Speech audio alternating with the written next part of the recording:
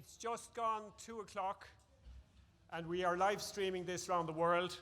I was hesitating because I was told that the microphones were switched off, and he's wiring up our main speakers at the back here. They're all being connected up, so I have to wait for him to get back up to his control box. But seeing as I think you can all hear me, I think we want to start because we want to try and stay on schedule for this. My name is Colm Holmes and I'm from We Are Church. Housekeeping first of all, please. Can you please switch your phones off or put them onto silent, please, out of courtesy to the speakers here.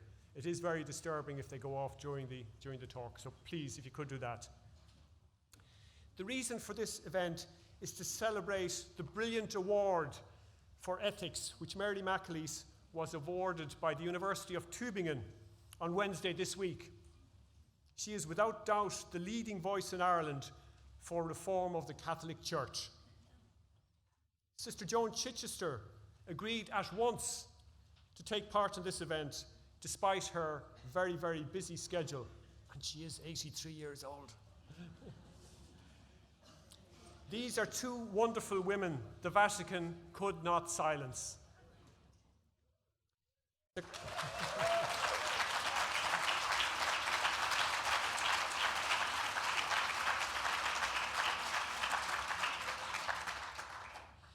The conversation between Mary McAleese and Sister Joan Chittister will be facilitated by Ursula Halligan, a member of We Are Church.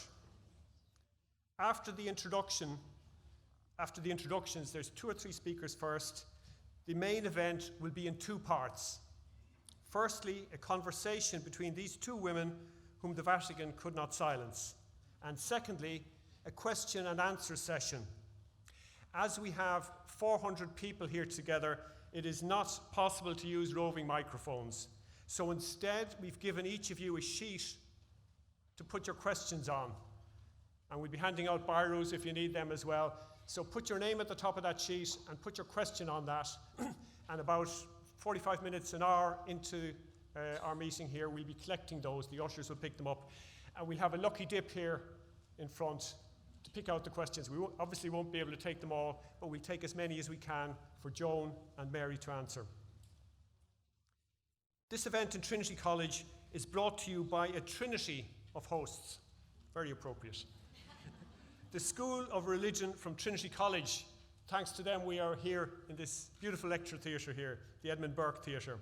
And secondly, Voices of Faith from Rome, who are doing great work promoting leadership roles for women in the Catholic Church. And thirdly, by We Are Church Ireland, who've been working also for reforms in the church for over 20 years. We are thrilled this evening to have this event in Trinity College, thanks to Professor Siobhan Garrigan. She's the head of the School of Religion. So I'd ask you now to please welcome her as she says a few words of welcome. Professor Siobhan Garrigan.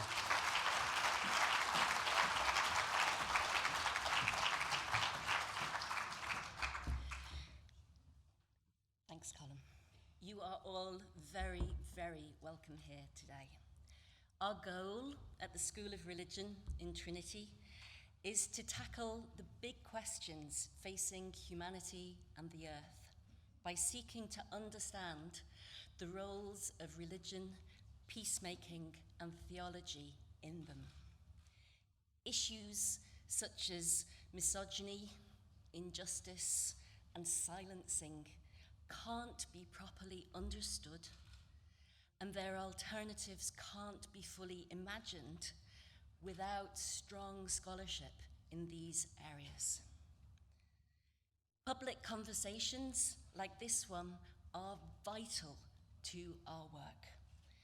You're therefore especially welcome here today. Provost of Trinity College, Professor Patrick Prendergast, you're very welcome. Colm and everyone in We Are Church, you're very welcome. Voices of Faith, you're very welcome. All of you for being here, thank you. Thanks also to Estates and Facilities for helping us run this quite complicated event. And a very special thanks to Aideen Woods and all the admin team in the School of Religion for their magnificent work behind the scenes. Finally, I would like to offer a particular welcome to Sister Joan Chittister and Professor Mary McAleese, women whose voices and courage in using them have been, in their different ways, a huge source of hope and inspiration to me, and I'm sure to many of you. Personally, I'm thrilled finally to get the chance to meet Sister Joan, having found her books so useful in so many contexts for so many years. And I'm also thrilled to get to see Professor McAleese again today and to join my voice with the many others here at Trinity who are celebrating the announcement of Mary as our new Chancellor.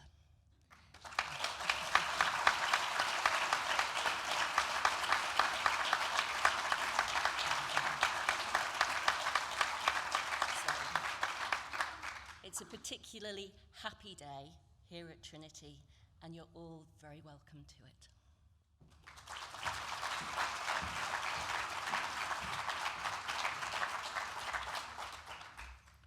Thank you, Siobhan. It's great to be here in Trinity College today. And next, please welcome the Communications Director of Voices of Faith, Stephanie Lorenzo.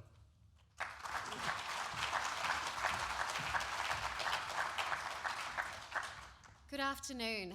My name is Stephanie Lorenzo, and I'm the Communications Director for Voices of Faith, one of the partners bringing you this very powerful event today. For those of you who haven't heard of us, Voices of Faith is a global initiative with headquarters in Rome that for 6 years has worked and advocated for a church that values its women as leaders, experts, and theologians with the right to sit at the table and work alongside current leaders in forming, creating, and voting on decisions that affect us all. Our mission is simple: a prophetic Catholic church where women's voices count, participate, and lead on equal footing with men. There are times, more times than I'd certainly like to admit, that it seems sometimes that this is an unattainable task. But the Holy Spirit does stir us on, and just when you think hope is lost, you get to hear from incredibly powerful, faith-filled women like the two you will hear from today. And this spirit, this passion, these prophetic voices spur you to keep going, to not keep silent.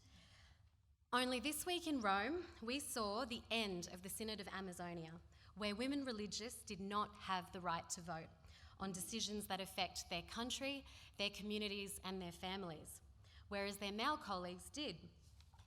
And what makes these two differ? Well, there's no canonical difference between a nun and a brother, but the church does call out a difference: their gender. Is this logical? Is it fair? Is it even a good reason why women are excluded from voting and having their say? To change this is a simple task, but one that church leaders talk endlessly about, but unfortunately we see very little action on. So what does Voices of Faith do about it? Well, we run various initiatives and events that uncover and make people aware of these inequalities and imbalances. And through these platforms, we seek to create a spotlight for those voices that some church leaders wish would just adhere to the status quo. As the title of this event suggests today, and as sad as this is in 2019, there are women at the Vatican still wish to remain silent. But in the wise words of Laurel Thatcher Ulrich, a Pulitzer Prize-winning historian, well-behaved women seldom make history. And I'll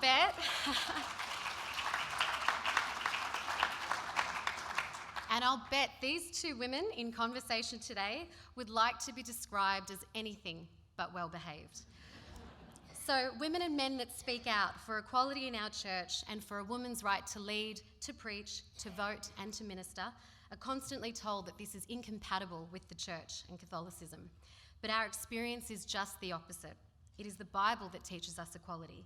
It is in the Bible that we read that every baptized person, woman and man, should fulfill their vocation, should proclaim Christ and follow him. So for those of you seated here today and watching this around the world on our live stream, I'd like to invite you and your family to take a really simple action and make your voice heard. This year, Voices of Faith launched the Overcoming Silence campaign, where we're collecting faces and messages of equality from Catholics around the world who want to share their message with church leaders. You all have information about it on your seats today, and for those of you live streaming, please go and visit overcomingsilence.com to find out more.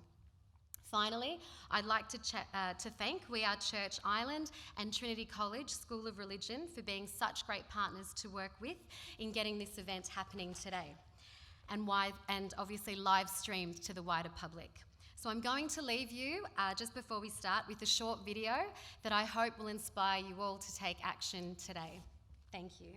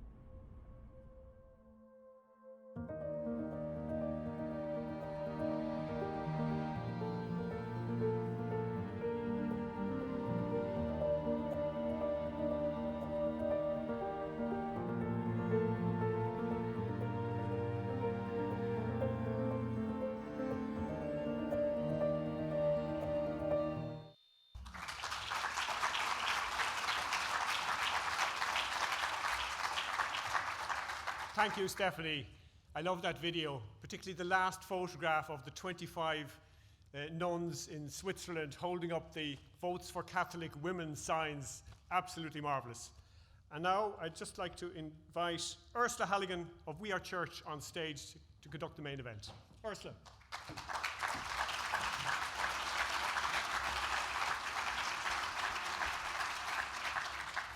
Thank you. Well, aren't we the lucky ones to be here this afternoon in the company of two of the most courageous and inspiring Catholic women on the face of the planet today.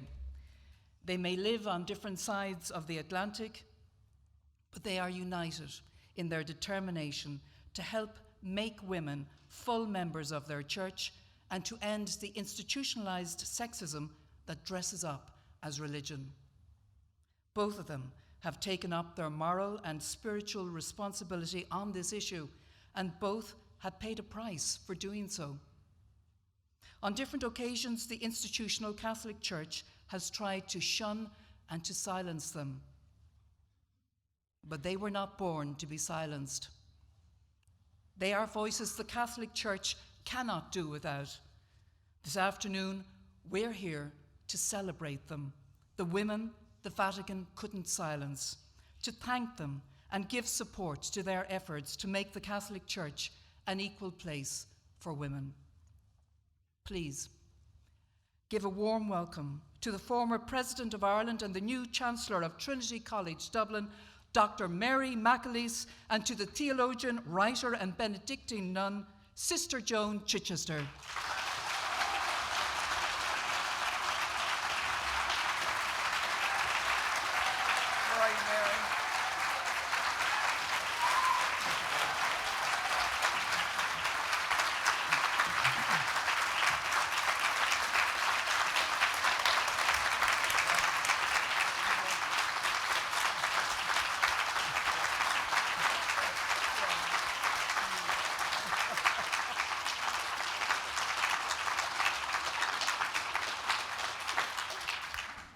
Well, wasn't that a warm welcome?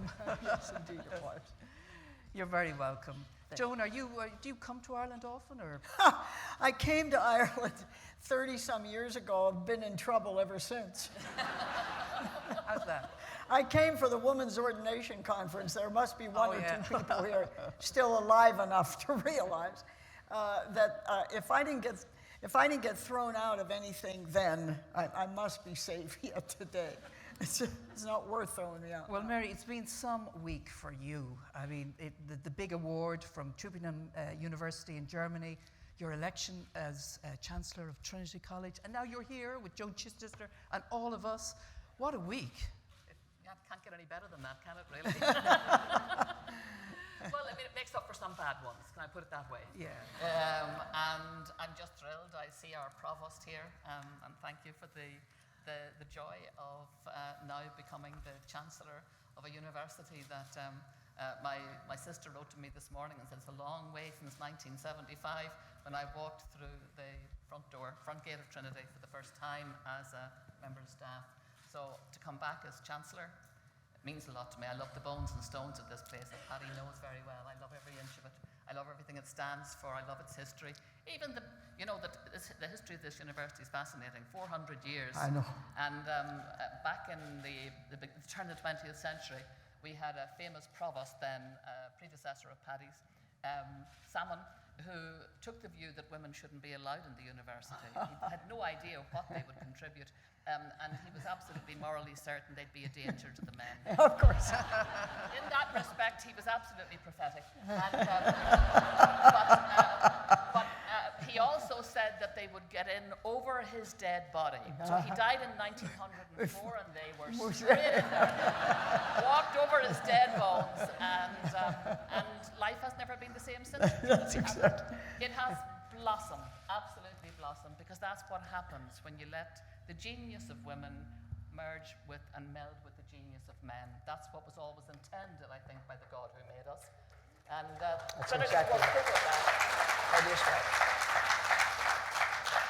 And Mary, the big award you got in Germany, what does that mean to you? How important is it? That meant a lot to me because it's the Alphonse Auer Award. Anybody who's a theologian in the audience will know that Alphonse Auer was the man who, great theologian, great moral theologian, who advised very strongly back in the 1960s. He was a member of the body, the commission which advised the Pope on human reproduction, and he advised very strongly against the content of Humanae Vitae, particularly in relation to artificial contraception.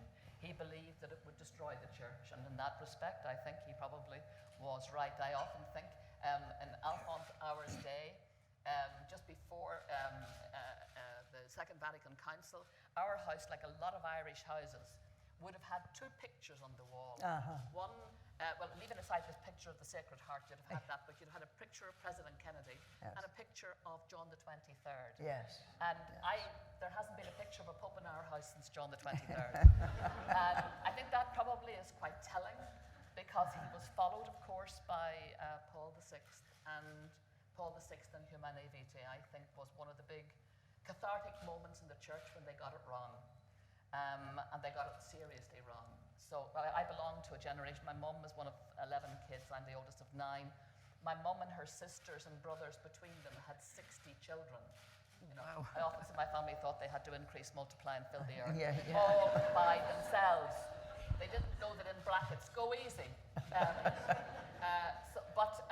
Then I look at the next generation, you see, and nobody in our generation has 9, 10, or 11 children. We have 2 or 3 children. Yes. And that tells a story. It's a story the church, well, not all of the church, but the people of God are happy to face, but the clericalized church never wants to face into. But Mary, it was to get that award, a great of award. Alphonse Auer. Yeah. It's an award that's made every 2 years in his name. One of the first recipients of it is a man whose books on ethics I absolutely adore, Charles Taylor.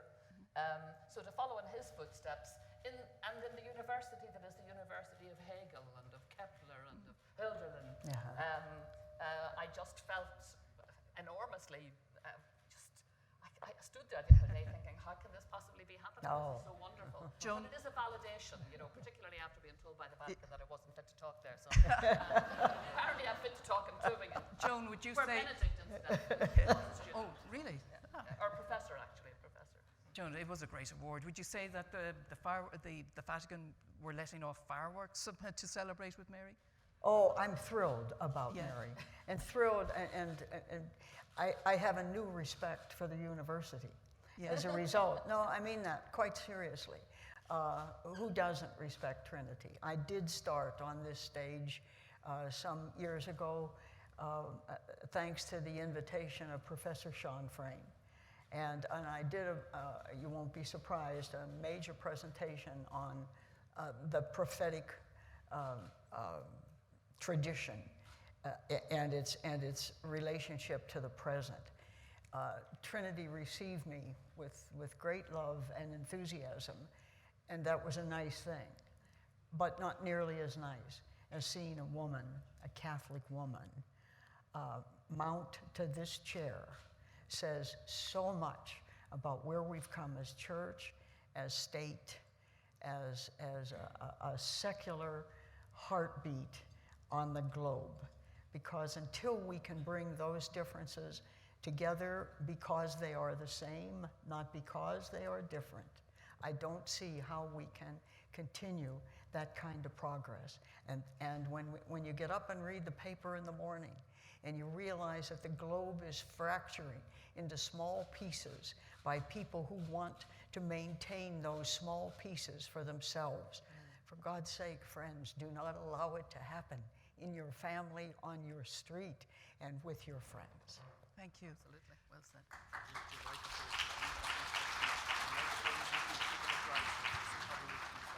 Okay, thank you, Colin. Well, before we dive into all the big issues, I'd love to talk to you, each of you, about your faith, what it means to you. How would you describe it? Joan? You mean my faith in the church? No, well, we can talk about that. Your faith in God maybe first. No, I really, I'm asking you, Yeah. when you say, talk to me about your faith. Yeah, what do you mean by faith? You tell me. Well, my faith is a lived experience of my life. I'm only here because of my faith. I'm not here because I didn't believe or I don't believe. Mm-hmm. I'm here because I do believe what they said. They told me, for instance, that the church was more than a place, that it was a process, that you grew into church. Yes, we had infant baptism, and it's never been right.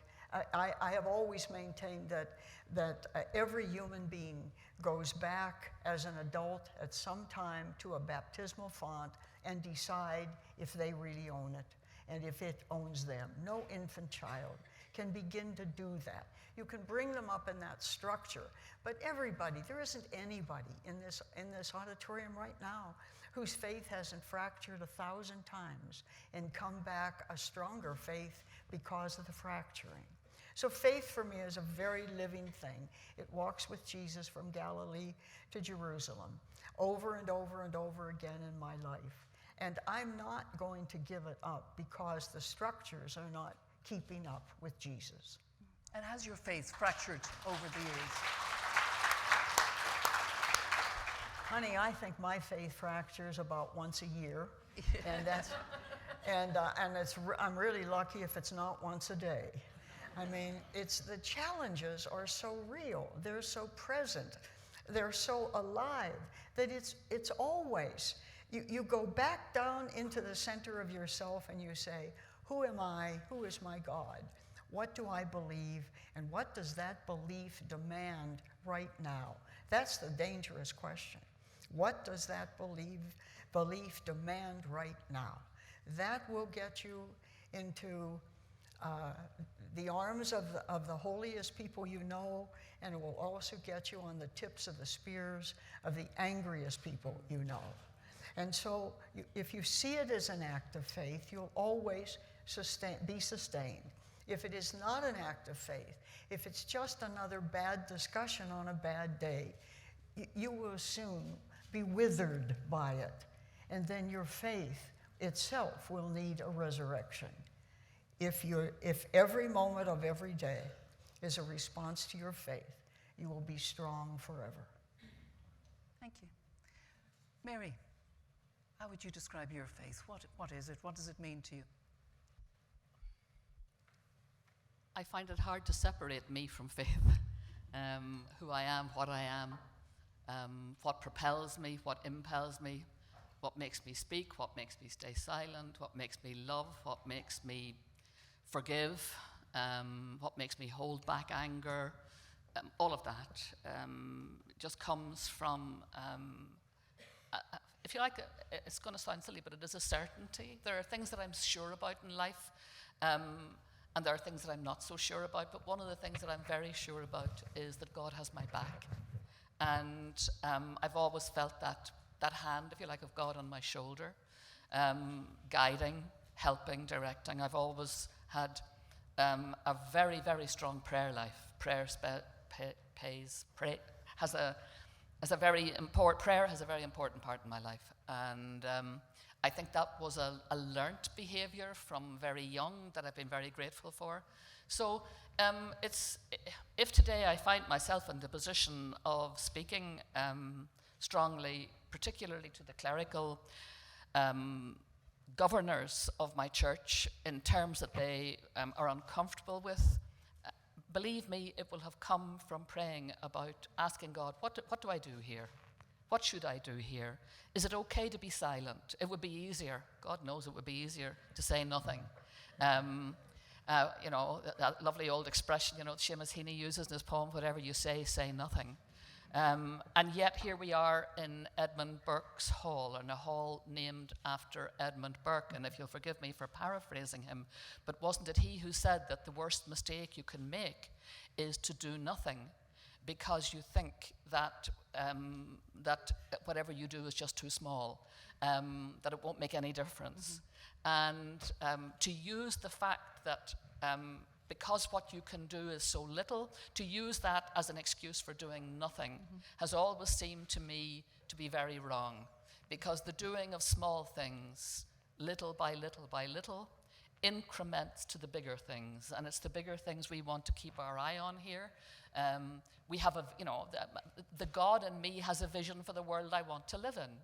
It's a world where people aren't excluded, where people are loved. It's a place where people are not unequal but are equal. It's a place where people are kind and decent to one another and behave in an ethically wonderful way that is infused with love, infused with grace, infused with goodness. I look around and, as we've heard from Joan, there's an awful lot of fragmentation. Families experience it, communities experience it, countries experience it, and God knows many, many people today. I think of all the poor immigrants, who have been put to leave their homes by conflict, and who had probably very decent and lovely and grand communities, and suddenly they have nobody and nothing, and now they rely on the kindness of strangers. And my God tells me I have to be the stranger who's kind. That's simple. I have to be the stranger who's kind. And it bothers me greatly when a country that I am so proud of, that sometimes people are not experiencing the kindness that I know it's the ethic of our country and our people. We relied on it ourselves so often when we went as immigrants to other countries, poor with our two hands to one length, looking for opportunity. So you asked me about faith. Faith, it's the warp and weft of life. It's the warp and weft of my life.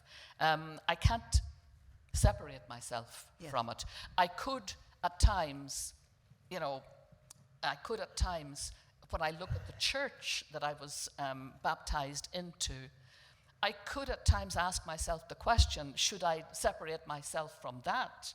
And then I remind myself time and time and time again that church is not clerical governance structures. It's the people of God, and they are, at this moment, in this room, changing the church as we speak. Thank you, thank you.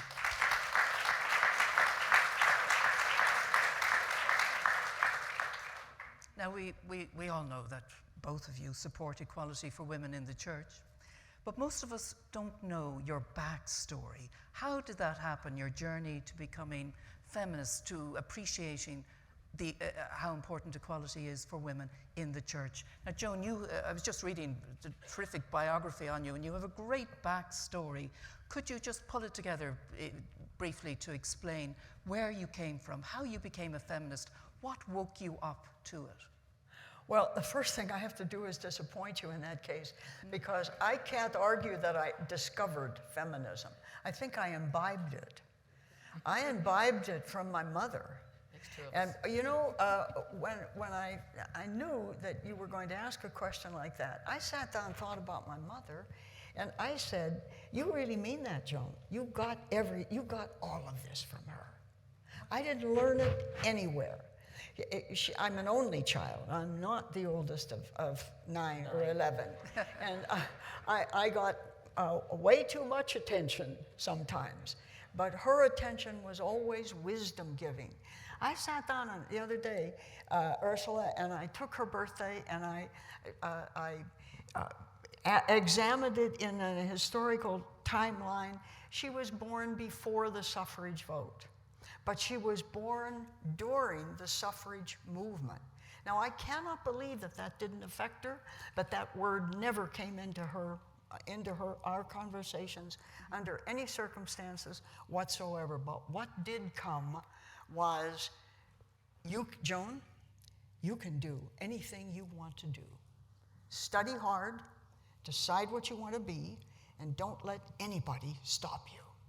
Now, I've been as faithful to that as I know how to be. and yet, at the same time, my experiences are just like so many of the women in this room, I'm convinced. For instance, let me give you just one example. I taught in a small high school in a small city. I was the junior high school moderator, and I was in charge of the honor society. And an honor society in the United States, if you belong to it, you average the scores of your kids, and given the size of your school, you're allowed so many members.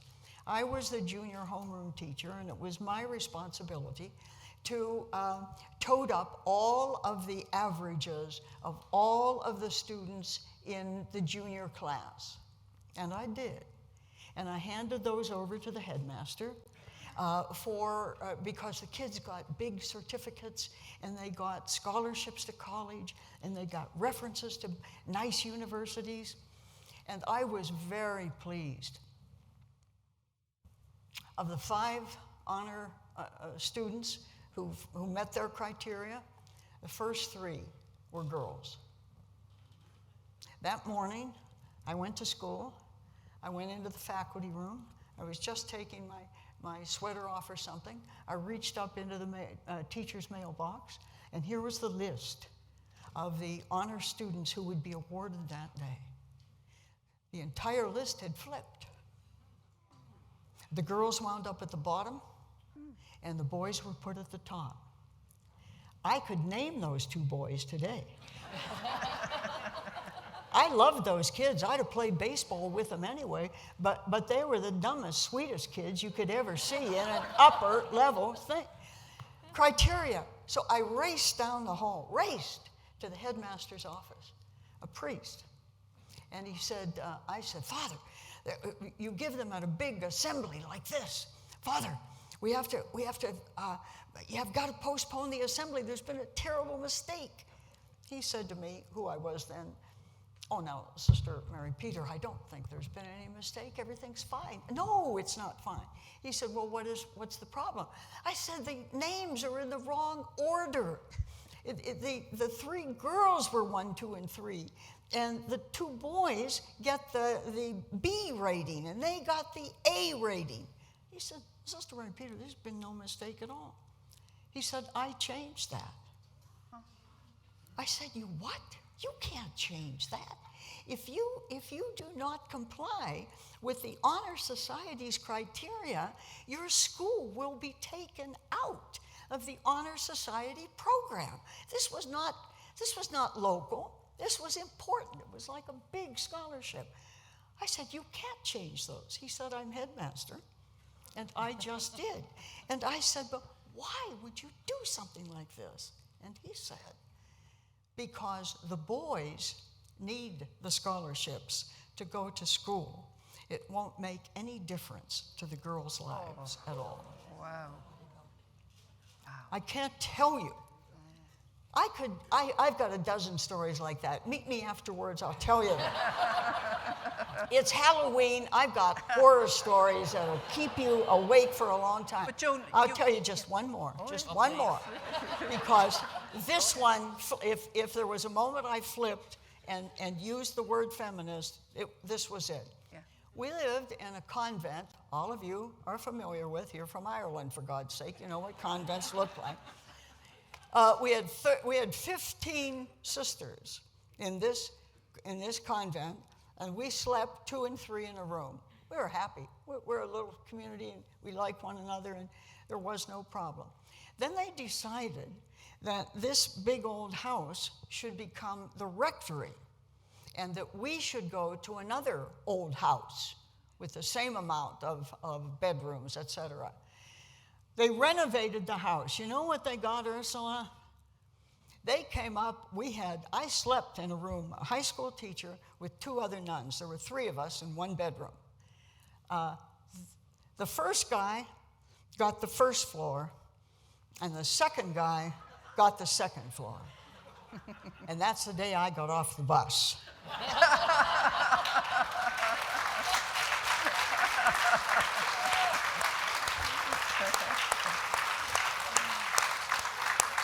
Thank you. Thank you. Mary, tell us your story. How can you equal that? You really want me to beat that? Look, I grew up with feisty women. As I mentioned, my mother's one of 7 sisters, and my grandmother, my father's from the west of Ireland, and when he came at 14 to live in Belfast, it was to his 3 aunts he came. They all had small businesses. They were all little entrepreneurs, every one of them, and they were all very independent women. But they lived very deeply. We lived in Ardoyne. The spine of Ardoyne was the monastery with 46 Passionist priests in it at the time, now for sale, empty. And so priests come in and out of the house all the time. I was about 14 or 15 when I first said that I wanted to be a lawyer. I was coming up to a time at 15, a lot of people left school then, and that might have been the expectation. In my parish, 70% unemployment, so the idea of girls going on to school or staying on wasn't exactly embedded in our culture. And our parish priest happened to ask me, what did I intend doing? And I think he expected that the answer would be that I was going to be leaving school, getting a job maybe in the local mill or whatever. And I said that I'd like to go to university and become a lawyer. And immediately he said back to me, you can't. And he said there are 2 reasons, one because you're a woman and one because you've nobody belonging to you in the law. And I was a bit taken aback, but not half as taken aback as my mother. And our house was a place where we paid great deference to priests, and she literally propelled him out the door. She just said to him, she said, out. And then to me, she said, giving me the only piece of career advice I ever got from my mother, which was ignore the Iliad, which I did. And so that man, incidentally, in fairness to him, became a great supporter when I got into university. The year I got into university was unfortunately 1969, August 14th. We got our results. He took myself and another girl from the parish who'd also got into university. He took us out to dinner when we came back. While we were out to dinner, of course, our parish had imploded. It had been invaded by men in uniform who burnt Catholic homes. So that was pretty awful. But interestingly, in and around that same time, my mother had just given birth to her last child. She had 11 pregnancies, and my youngest brother, of the 9 live of us, my youngest brother was born just a couple of months, very inconveniently, just before my A-levels. And but anyway, she was very ill after that, and she needed a hysterectomy. Our Catholic doctor could not help her. He referred her to a Protestant doctor who referred her to a state hospital. She was really very seriously ill. And anyway, she got her hysterectomy, and I still remember, maybe this is my moment, when the priest came to our home, Father Honorius came, clearly irate. He had heard from whatever source, we think it may have been the hospital Catholic chaplain, and he berated my mother in front of my father and all of us 9 children. Most of the children not able to really understand what was being said, but what he did say to her in my hearing was that she was still of childbearing age. She was 39, and she had not asked his permission. Oh. That was my moment. That was my moment. Wow. So today, let's fast forward. This is your journey. Today, how would you describe the role of women in the Catholic Church? Joan, how would you describe it? Invisible. Invisible. Invisible. In terms, I mean, you have to understand and you have to be willing to realize in your head that the Catholic Church is a wholly owned subsidiary of pious males. Of what? Of pious males. Yeah, the Catholic Church, and I love it. Now, let's start with this. I love my church. I love the Jesus story. I'm embedded in my community. I'm not here I may be a radical, but I'm not revolutionary. I know that I think things evolve, and I've given my life to allowing it. But at the same time, someday you have to wake up. You have to ask what you're looking at, and you have to say what you see. And what I see is that the Catholic Church for women is a totally owned subsidiary of pious males. We really are not full members of the church. We're the outside edge. We're the tatted piece. We're the bow on the package. Why would I say that? We're not in the language. People are still in this room, I bet, going to church on Sunday, and every single prayer is a male prayer. Every single one. Now, I in my community took every prayer book that we owned and brought a lot of pencils and pens with us and drove before every Mass and before every prayer. Before we started Vespers and before we started Lauds, we struck out the male references to God and the male programs, pronouns. We substituted so that the prayer would be uniform and beautiful. To this day, people walk into our monastery and say, I don't know what it is, but your prayer is so different. Let them stay there. Let them stand there and look at you for a minute. And it won't take them long, not the women. They say, how do you do it? Where do you buy these prayers? You don't buy them. You write them yourself. Hey.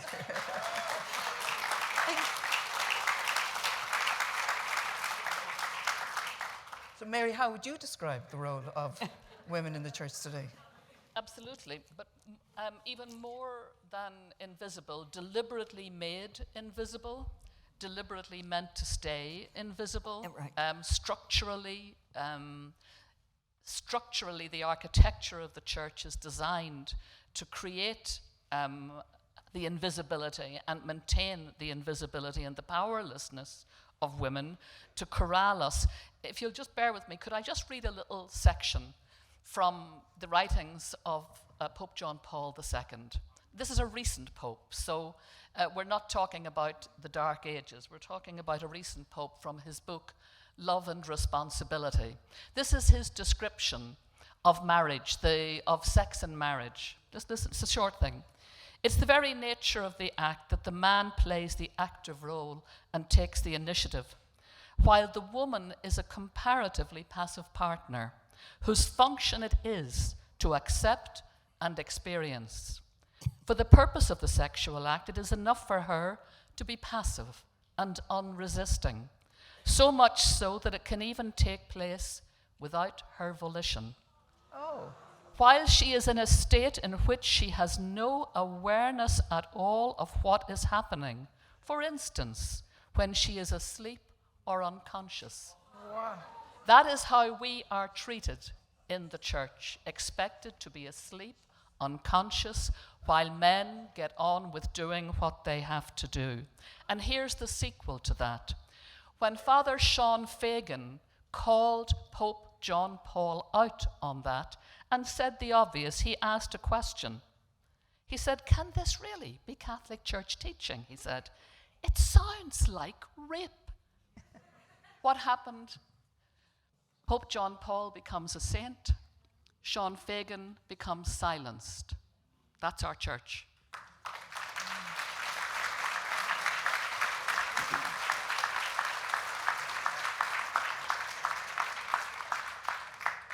Wow, that is shocking. All right, can we go from that to, ideally, what should the church look like?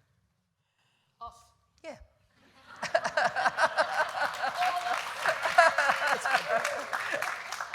Yes. Well, in the first place, there has to be some coherence in the theology. Yeah. I will always argue, this is a reprise so that I can move to the second level in my mind. What is not in the language is not in the mind. And what is not in the mind cannot be in the structures. So for the women who are sitting here this morning saying, well, I think that pronoun thing is very funny, but it doesn't bother me. It doesn't bother me at all. I don't even notice. That's right, you don't. You're so invisible, you don't even know you're invisible to yourself.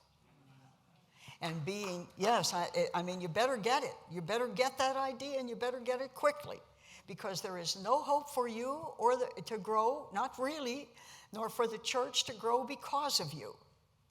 If being identified as her and they and us is a problem to you, that means the sense of self is a problem to you.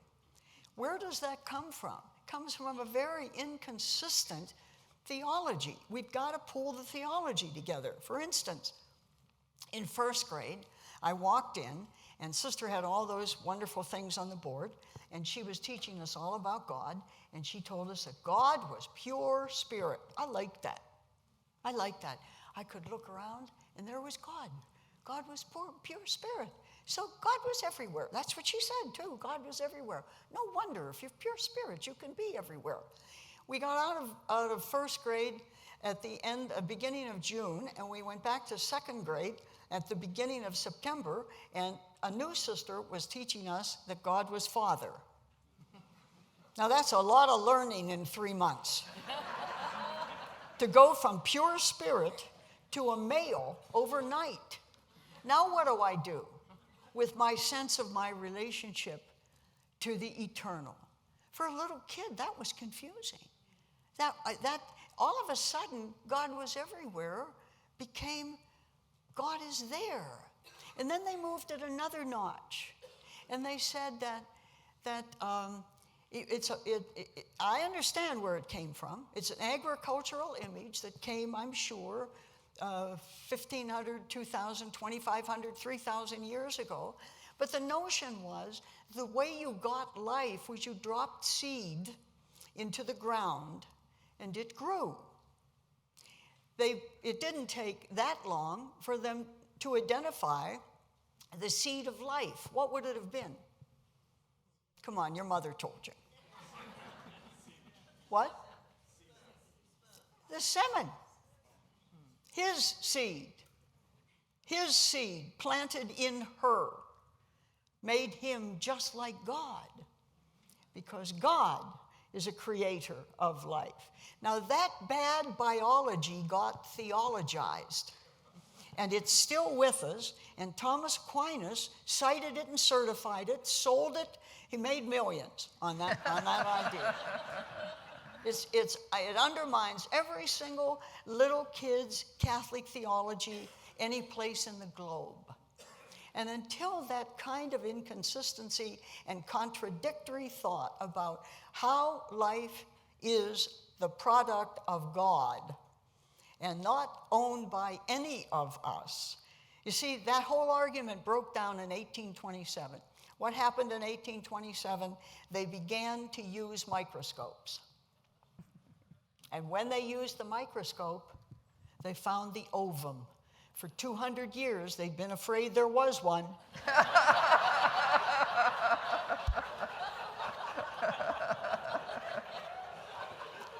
And by God Almighty, there it was. And so, honey, you should just sit there and puff up. Because women are makers of life too. And at that moment, you see, this whole notion of the invisibility, the uselessness of women outside of procreation, and the discoveries of science begin to break down years and years and years of heresy. And if you think you're so smart in this university, you've got to start claiming that information. Thank you, thank you.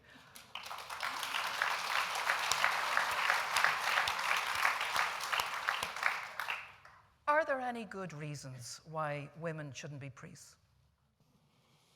Are there any Ask somebody else. I'm not answering. I'll ask Mary. If we're talking about the theological exclusion of women, the reasons why women are excluded allegedly theologically, no. I mean, I've described it before as codology dressed up as theology, and that's what I believe it to be. It has no validity. It flatters a position that was adopted by the church. It flatters a position adopted by a male clericalized church. That's all that it does. That's all that it's designed to do. It's an artificial construct that will eventually fade. At the moment, are there reasons why, even if women could be priests, why they shouldn't be? That's a different matter. Because one of the things that would worry me would be, and it's not just to do with women, but it is that the clericalization of priesthood does not seem to be attracting into priesthood today, first of all, many, but those who are attracted into it seem to be a number of them deeply problematic in their own sexuality. Why? Because the church demands of them that they pretend to be, that if they are not heterosexual, that they pretend to be. That has caused huge problems throughout the clergy in the church, particularly the priest. And I think that itself there's a lie at the heart of priesthood today. There's a fundamental lie. Having spent a good part of the last 6 years in Rome and living in the environs of a seminary and of a monastery, I became, and of course and in my class working with many young seminarians and priests, I became very, very much aware of the dysfunction at the heart of seminary life and the dysfunction at the heart of much of the priesthood. The number of fake, hetero, misogynistic, homophobic gays I met. Think about all of that now. Frightened me, because the homophobia of people who are gay is a lie. It's a vicious lie, but they live it, and in the living of it, they make apart from making themselves miserable, they also make a lot of other people miserable. And particularly if they are pastors, their capacity for dispersing misery, trust me, it's immense. That worries me greatly. So, but the fundamental question, I remember when I first explored this after John Paul announced was it Ordinatio Sacerdotitalis, when he said that women, that the church wasn't empowered to become, which one was it? Yeah. So anyway, I wrote to him at the time and said, look, I have 3 children, and I want to remain communicant with my church, but I can't if I have to believe this, and I certainly will never teach it to my children. The idea that this Christ that I believe in could have deliberately excluded women for a reason that eludes me, but that flatters misogyny, that bothers me. So he wrote back and he said that was okay, that I was not excommunicant for reasons, that was fine. He said that provided I could accept that this was the church's teaching without actually accepting the teaching, I remained communicant, and I lived with that. That was fine. But I think what I then wrote to the Archbishop of Dublin at the time, Archbishop Connell as he was then, and asked him, could he help me with reading lists? And he did. He sent me a reading list, at the top of which was a book by a man called Manfred Hauke. Have you read it? Oh, dear sweet God. Yeah. I mean, really. If it had been offered up in any university as a thesis, which it was, it would have got, a big F written on it, because it's an appallingly written book. But it is the go-to book for those who believe in the exclusion, the theological reasons for the exclusion of women. It's a very thick book. Most of the references in it, the footnotes, refer back to the author. It's hilarious. It's actually funny. I couldn't believe it. I thought, God, this is a great way to write books altogether. God, this is wonderful. Just keep referring back to yourself. And then in the middle of it, there's a reference that I remembered reading in a book called Learning the Law by Glanville Williams. Whenever I was a first-year law student, the first book on our reading list was from an Anglican, maybe said, lawyer who said that women, there was a whole chapter entitled Women. This is 1969. And he wanted to know, what were women doing in law schools anyway? They'd no business being there. What would we be doing being lawyers? We weren't fit. And he said, in particular, he said, we didn't have voices that carried in order to be barristers in court. He never heard my mother. God. Or any one of her sisters. Just even calling us in for our tea. I tell you, you could hear them here. The Campanile couldn't drown them out. Anyway, so suddenly, that was 69. Suddenly, all these years later, I'm reading Manfred Hauke. And in the middle of Manfred Hauke's book, he says this nonsense that women's voices are lighter than men's. You'll have noticed our voices are lighter than men's. No. And therefore, when it comes to preaching, which is such a central part of the role of the priest, we are inadequate to the task. And you're reading this and going, seriously, Cardinal Connell, I'm sorry, but honestly, it's not convincing. And so I got to the end of the book, and if it was meant to convince me about the theological impediments to women, all that it convinced me of was that many of the intellectuals in the church were complete dunces, and that one should not take them seriously, and that we had to stand up and say that this is nonsense. And that we shouldn't kowtow. The fact that this guy came out of off a list, a reading list from a cardinal, shouldn't impress me, and it didn't. Unfortunately, people still quote him in, and he's still a source of a major reference book. As I discovered this year, I spent the month of September in Rome in the company of a lot of young priests. We were all studying together, and I was astounded when we raised the subject of women in priesthood. One of them actually had the audacity to mention Manfred Hauke. I almost fell off my seat. I thought, no, seriously, not in 2019. So anyway, he got my opinion on the subject, which was, I hope, helpful to him. Well, of course, the official line from the Catholic Church on women goes as follows. I just want to read it to you, see what you think. But the official line is that the Catholic Church is not a place where women are oppressed, but a place where their many and manifest gifts have flourished and been celebrated, from Mary, the Mother of God, who is first among all the saints, to Mary Magdalene, who was the apostle to the apostle, and to an array of mystics, saints, founders, martyrs, and scholars. So that's the official line from the Church.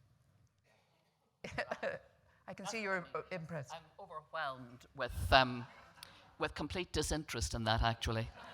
I think of Mary Magdalene. Let me just go back to Mary Magdalene. Isn't she interesting?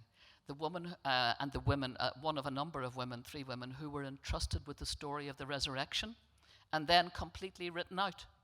Certainly when I was growing up, it was like, we went straight to the road, on the road to Emmaus, and we missed the fact that the whole story of the resurrection had been entrusted to these women, among them Mary Magdalene.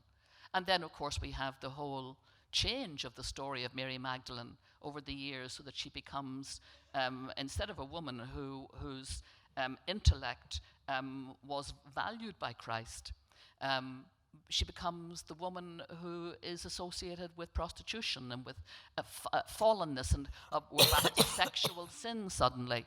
I'm afraid that doesn't impress me. I also go back to the story of Mary, the Mother of God, for whom I have huge respect. And one of the reasons I have huge respect for her is not because of what I was taught about her, but what I discovered about her from my own reading, close reading of the text of the appearance of the angel Gabriel, because all I ever heard at school was in trying to produce classes of stoical women who, going back to John Paul, who were quiescent and passive and accepting and receiving, was Mary was told she was going to be the mother of God, and she said immediately, "Be it done unto me according to thy word." But that's not what happened, because actually there was a dialogue between herself and the angel. And in that dialogue, she says, hang on a minute. How's this going to happen? How's this going to work out? I'm not sure about this. Explain to me. Her immediate reaction was to question, to query. And it was only when she was reassured that God would not abandon her and would be with her that she said, "Be it done unto me according to thy word." But somehow we elided that. We took that story and we took out her natural skepticism. We took out her questioning. And most importantly, we took out her right to question and our right to question. And that was, again, it's all part of the building up of a structure where women become the silent, passive receivers in a male-dominated, clericalized church. Joan. Can I ask Yeah. Mary a question? I think I'm right about this, Mary, but I think it was before 1917. Women's voices were not permitted in the church itself. In the choir, even. That's it. Alle solicitudine. And so you know what? They spent Yeah. a lot of money maintaining that little canon because a woman's voice was not permitted to be raised in a church. What they did was they cut out a choir loft that you then called the vestibule. That was the difference between the wall of the church and the steps of the church. So what they did then was they got themselves eunuchs. Wow. I mean, they castrated men to get the high voices that they would not permit the women to raise. Now, that's a big investment of church money. I mean, think of how many vestibules there are someplace that were pasted onto the church so that women's voices would not be heard in the church, and it was a canonical truth. I don't state this as humor. I state this as progress. Things have changed. These answers all come from the same base. They come from the wrong question. You ask the wrong question. Is there any reason any good reason? No, because it's the wrong question. The question is single, it's basic, it's universal, it's the only one, and that is, are women human? Are women too human? And if women are human, then they can do anything a human can do.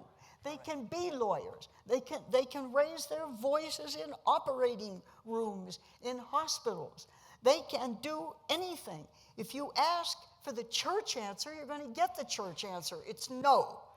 But if you ask for the human answer, you must say yes. And that's the question they will not permit to be applied to the church.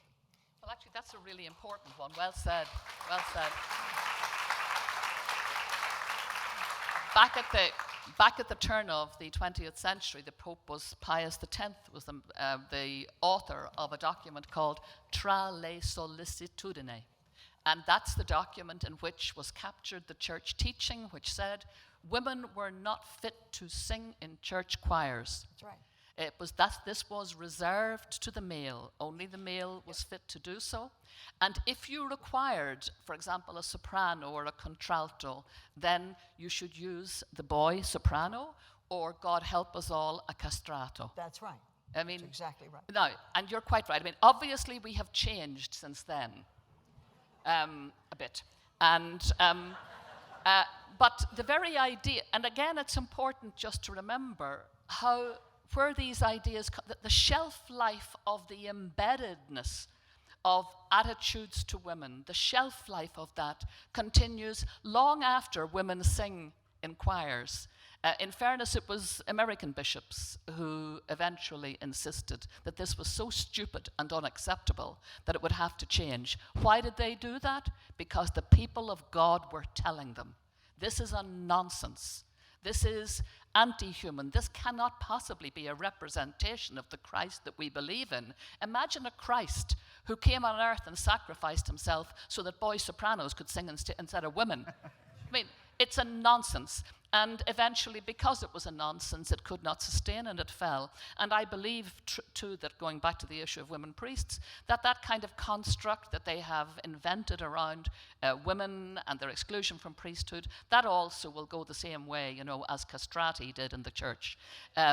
Eventually, it'll fall under the dead weight of its own irrelevance. It'll go eventually, provided that people as brave as you and this university and you continue to do these kinds of public dialogues so that this can sift through the multiple generations. Do you realize that what is being said in those readings, you read them, you read the names, we were all expected to see, and we are still expected to see those as role models, and they were certainly mine. I walked through churches as an 8-year-old looking for the pictures in the stained glass windows, and I wanted to find St. Joan of Arc, and if I couldn't find St. Joan of Arc, that was not a legitimate church. And somebody had to fix it because it was wrong. But do you realize that those women they all come recognized 1,000 years after they're dead? Only dead women count in the Catholic Church.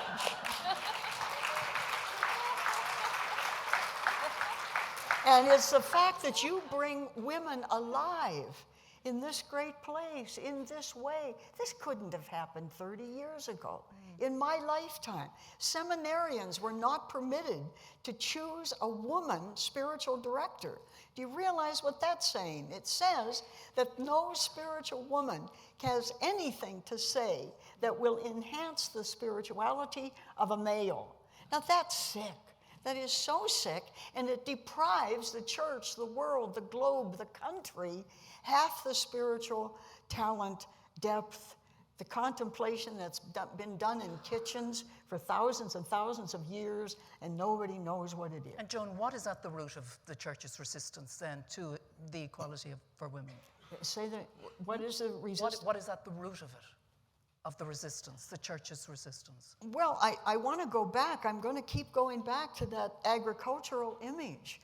It was a bad biology. They really took it for granted that planting of the semen in the woman was the generation, the initiation of life.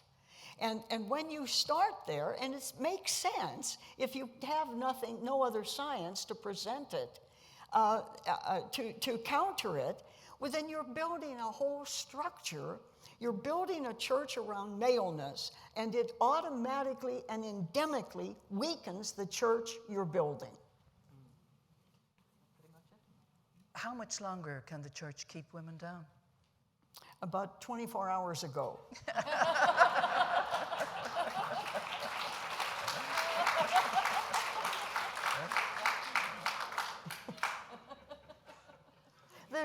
They've left in droves, Ursula. Yeah. They are. It isn't that they're not there. It isn't that they're not still living the faith. It isn't that they're not. I find the most subversive thing going on in the Catholic Church today are women's reading groups. Readings group. Women's reading groups are changing the church. Women who used to stay alone in the kitchen, in the house, in the this, in the that, they're now getting their friends and neighbors together, and they get a crazy book written by Joan Chittister, and they say, let's read this one this month. Yeah. And even marriage changes overnight, so I know the church can. All right. Now, the two of you, on different occasions, you've been silenced by, or attempts have been made. You haven't been silenced. Attempts. But attempts have been made. How much pushback or backlash are each of you getting from traditional Catholics? Well, as far as I know, I mean, nobody sent me a letter about this, so I do not want this misunderstood. But I do know that I have letters from all over the United States, from lay people who say, Joan, we want to invite you to do thus and such a thing. But one thing we have to tell you is, our priest said, we cannot have you in the church. So we are renting a Unitarian church. You have no idea how many Catholics go to Unitarian churches these days. Have whole programs there, send buses there. So I believe that there is a hit list someplace, and I must be on it because, because some bishop is telling some priest that I can't do a program there. Now, if there's anything that ought to make you worry, it's about the effect of that kind of thinking. How bright are they? Because it's doubling the audiences. You now have Protestants and Catholics coming to your junctions. I mean, So, Mary, are you getting much of a pushback? To me personally, Yeah. no, I have to say that clearly there has been some pushback.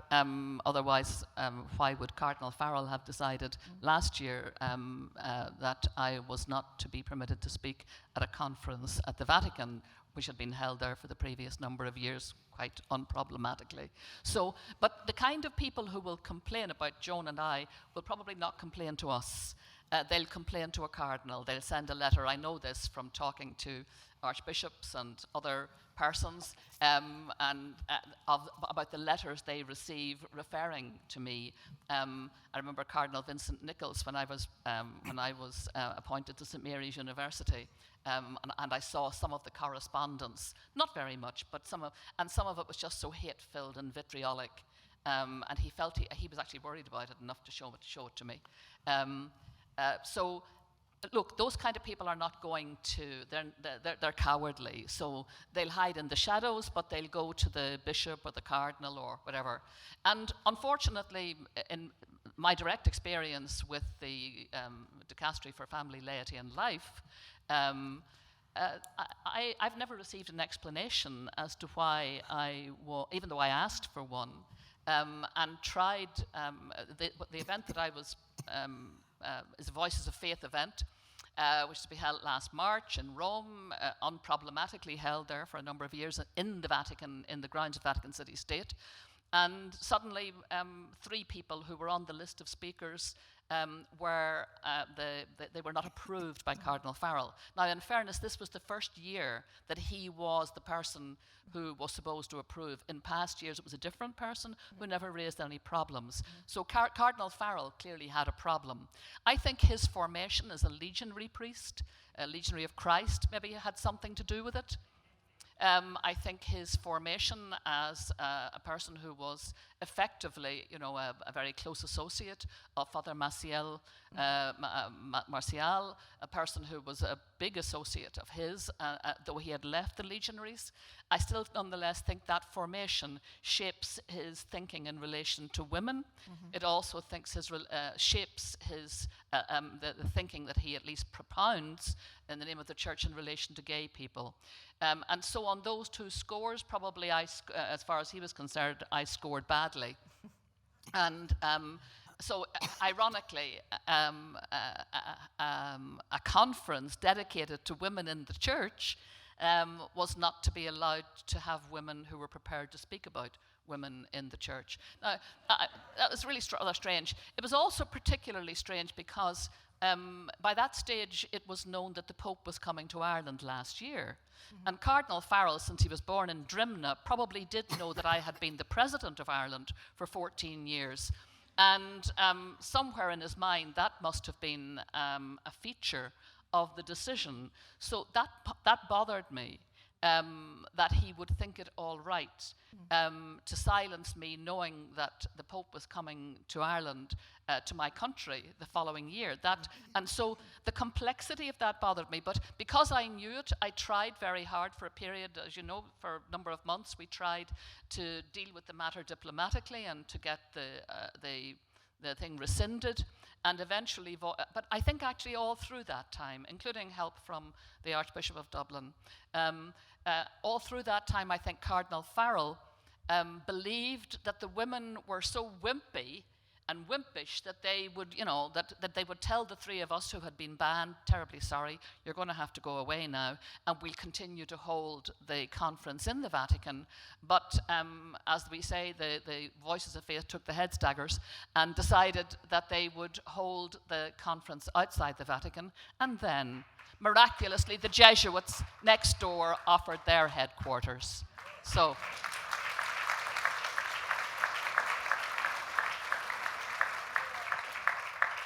of course, the great crime you're often accused of, both of you, of being too angry. Joan, what do you make of that?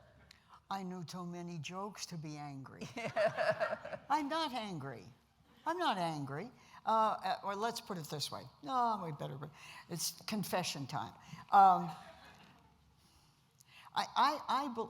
Templeton wrote once, I think, if we had been holier people, we would have been angrier oftener. It's that kind of anger that I nurse. It's an energy. It's fuel. It's purpose. It's meaning. It's the rest of my baptismal promises. And I mean that quite seriously. So, but am I angry in a way that would either destroy the church or any of its people? No. I've been in the peace movement most of my life, and I believe it. I'm committed to it. I think that the function of enmity is to make another friend. But you wrote a brilliant piece recently about anger. You were talking about we need a new virtue called anger, that type of constructive anger you're talking about. And you ended it by saying, no more nice girl. That's what you said. You're smart, Ursula. That just no, came out. thank you, Joe. Yeah, that just came out last week. I mean, you are I'm quick. watching you, Joe. I'm writing a series for the National Catholic Reporter in the United States on the virtues needed for this time. Now, I'll tell you what they are. If you quote them outside this room, I'll say you lied, because I have to feed them to the paper one at a time. The first one is anger, holy anger. Don't just let it roll over you. Take a position. Know what you think and tell other people what you think. Erode the credibility of what is uncredible. Don't just, I always maintain we've spent too much time learning to be nice and not enough time being good. Goodness demands your anger. The second virtue for this time is skepticism. Whatever a politician tells you, don't listen to this. Anything that any politician tells you, question it, check it, learn it, imbibe it yourself, so that if it's true, you are its carrier on the street. And if it's not true, you are not its carrier on the street. The third virtue for our time, I think, is bias. Ask yourself what your biases are, and ask yourself what bias you need to develop. As an American, I can tell you, we need a bias for the United States of America, not a bias for either the Democratic or the Republican Party. Our parties have abandoned our country. This partisanship is destroying us. We need a bias for wholeness. We need a bias for unity and unification. I'm working on the last three now. I don't know what they are. That'll do. Mary, on anger, do you get that thrown at you a lot? a lot, and I am indignant. There is no doubt. I am indignant, and I think it's a righteous indignation. I look at my church, and I see the people of God who have done wonderful things in the world. I see a church that is the biggest NGO in the world. It has 1.2 billion members. Of those, half of them are women. It has 300 million children whom it serves. It's the biggest in this country. It is the single biggest service provider of education to our children. It is hugely, hugely influential in the world, that church.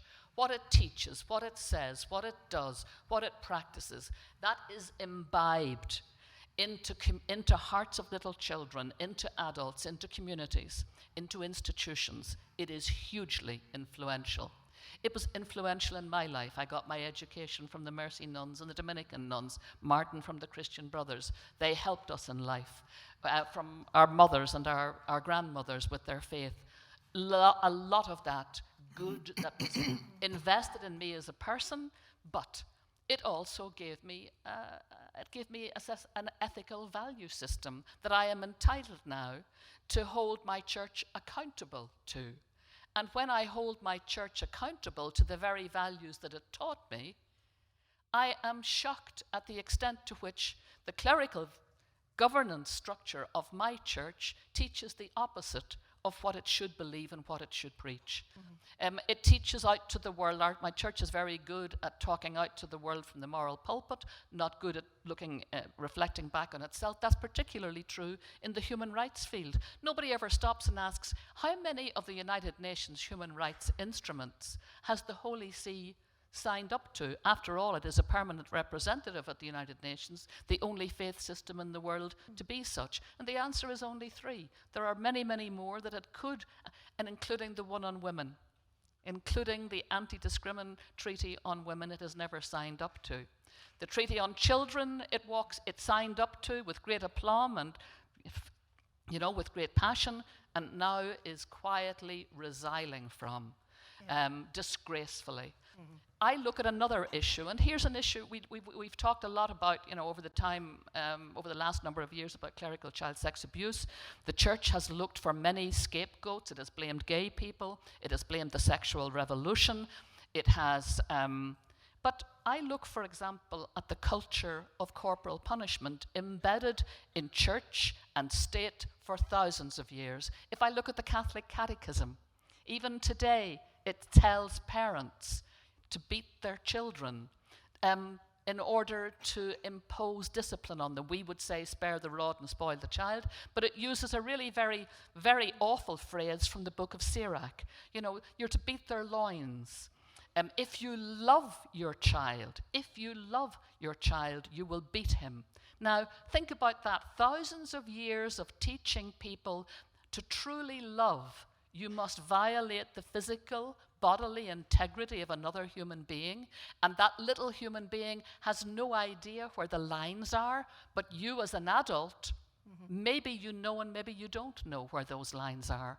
And we've had thousands of years of that we're only now dismantling. It's only in very recent times that here in Ireland, or in Scotland for that matter, that the rules in relation to the the legal rules that allowed a parent to plead reasonable chastisement when a child was physically assaulted by a parent or an adult, or someone in loco parentis, a teacher, a person in an institution, an orphanage, an industrial school.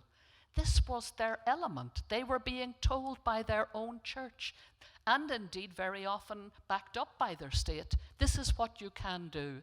I think this is an area that remains utterly, utterly unexplored.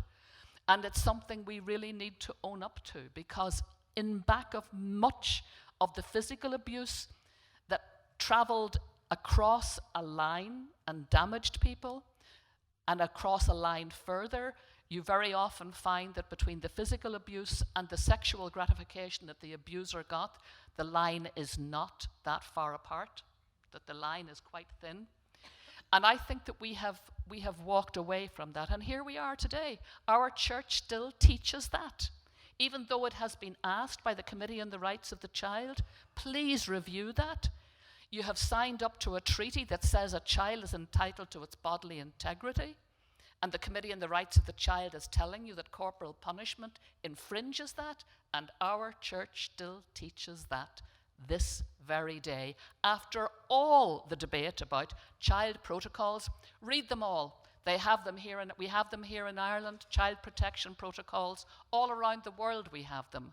None of them have raised the issue of the embedded teaching on corporal punishment. Not one. Wow.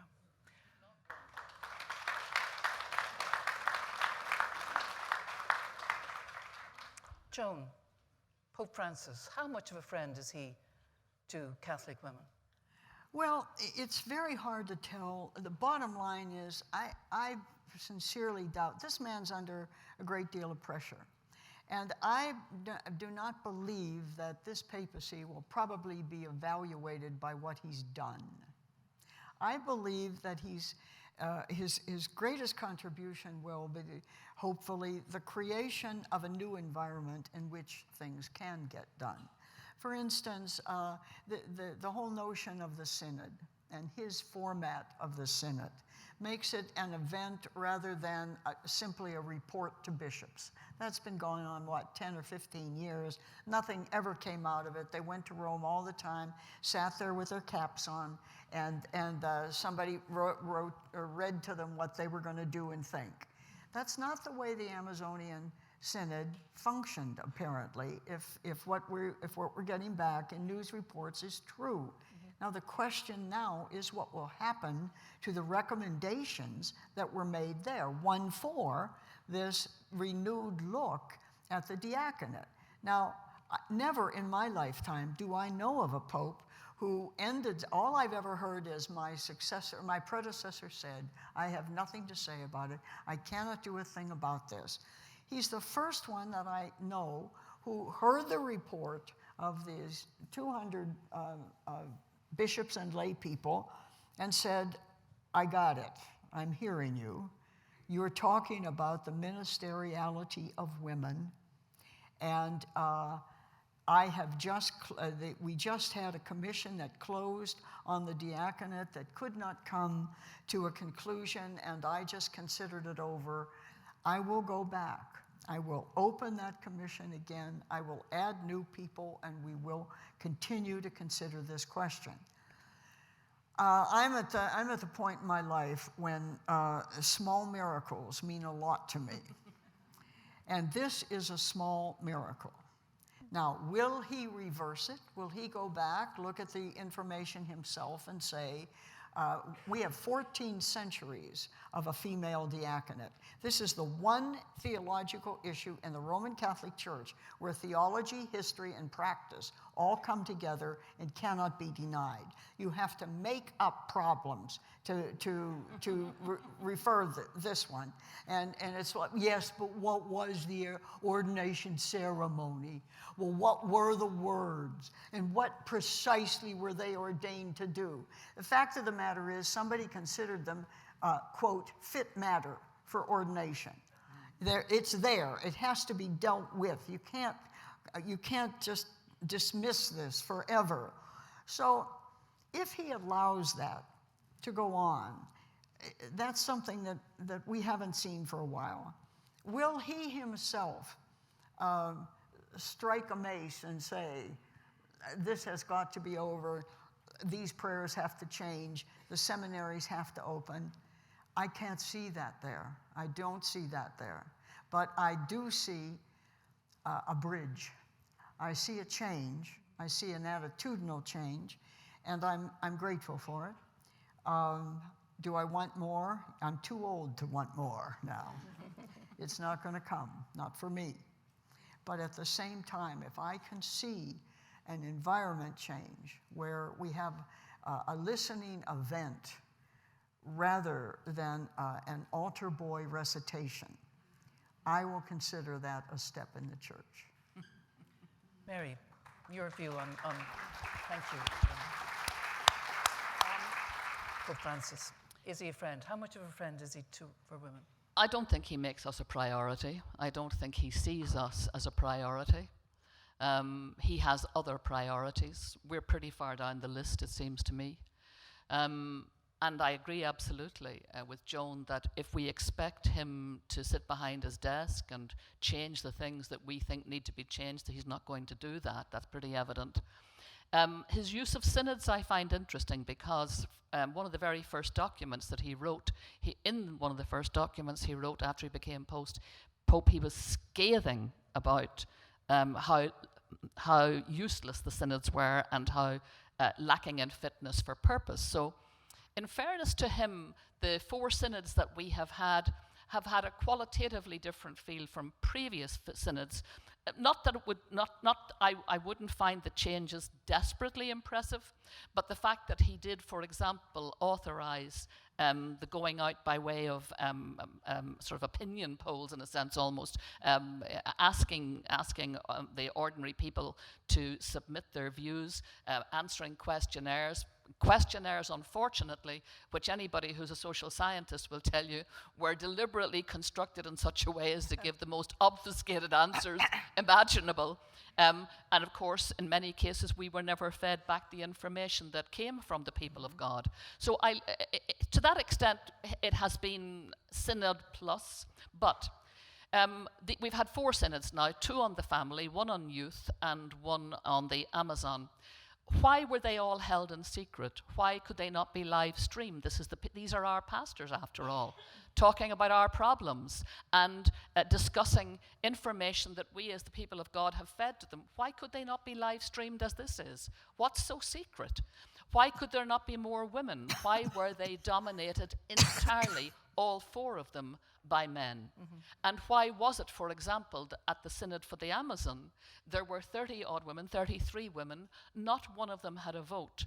Now, among the voting men, one layman who it turned out, there was one layman who was given a vote. So it wasn't enough to say that these women were laity, but an exception was made for him. Why?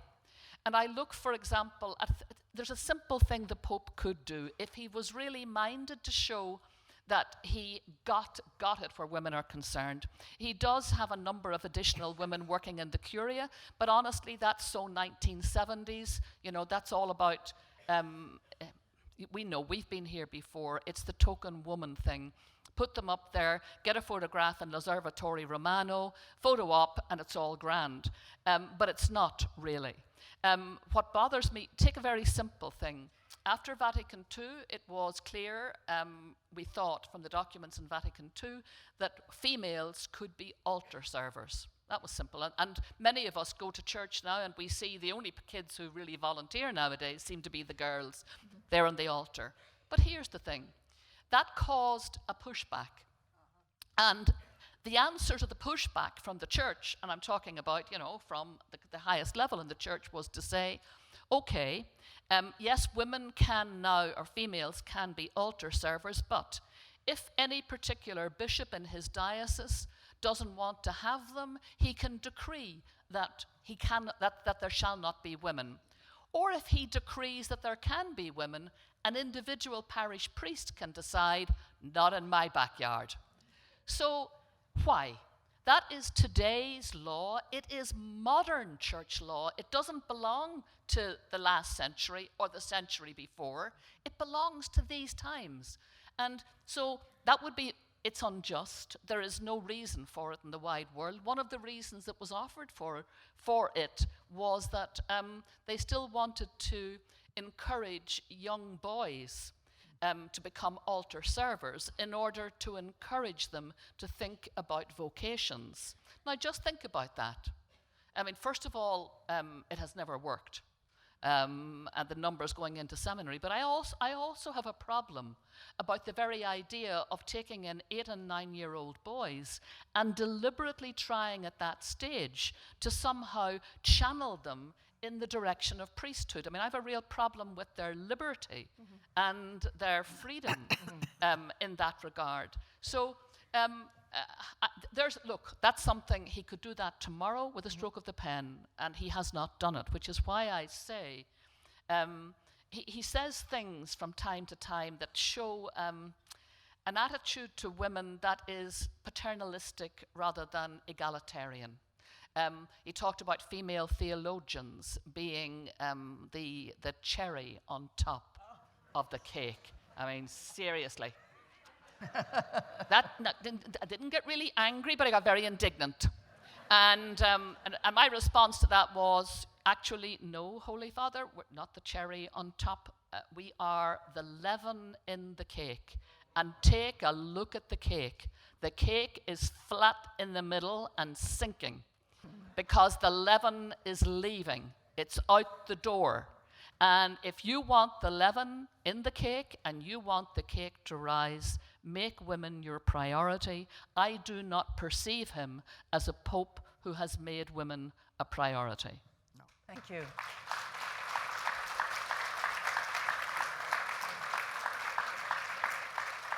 Just to say to the audience, we're running out of time, but we want to get a few questions. If anyone wants to submit a question, underneath you, there should be a sheet on your seat, and you just have to write out your question. Keep it brief. Put your names on it. And if we can read your name and it's legible, we'll have a lucky dip up here, and we'll see whatever time we have to do that. But if you could do that quietly, we're going to keep talking until we have the basket up here in front. And, but if you could do that, if you want to do it, okay? There'll be people collecting on both sides. Joan and Mary, you know, a lot of the traditional Catholics would listen to you and they'd say, you know what, if you don't like the rules, just leave the church. So why do you stay?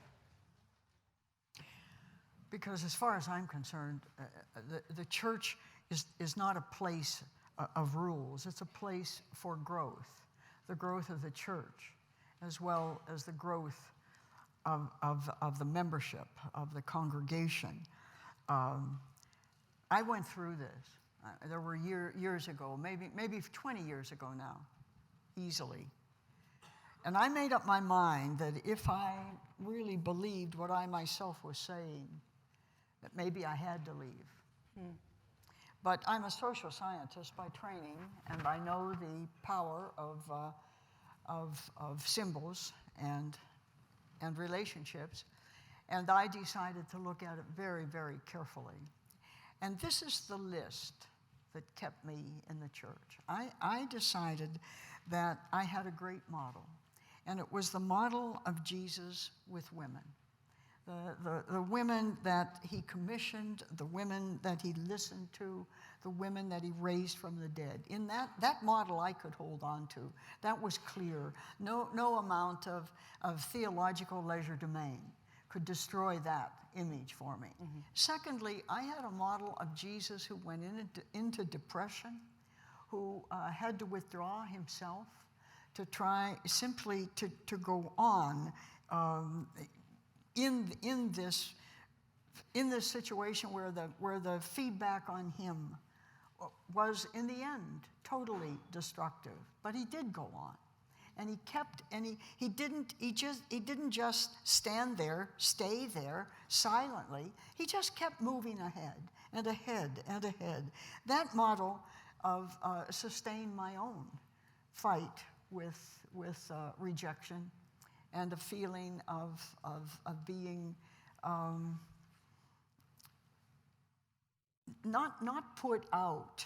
Worse than that, the Amish call it shunning. The whole notion that you're there but you're not there, and everybody else around you is there. That became the model of Jesus became terribly important to me then.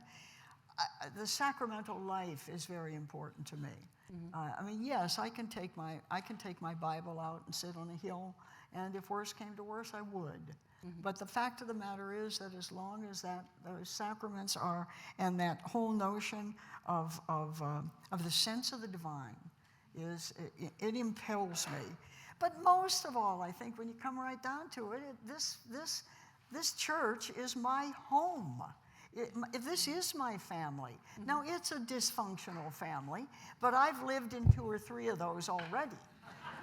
So I can probably handle. This is the church that gave me the first images of God, the first sense of goodness, and the first invitation into a holy life myself. So I stayed in the church where I get a lot of support. Out of this church, this isn't here. And from a lot of men, and from a lot of feminist men and women who know what the words mean. And they're not just being nice to you. They are also building a new church.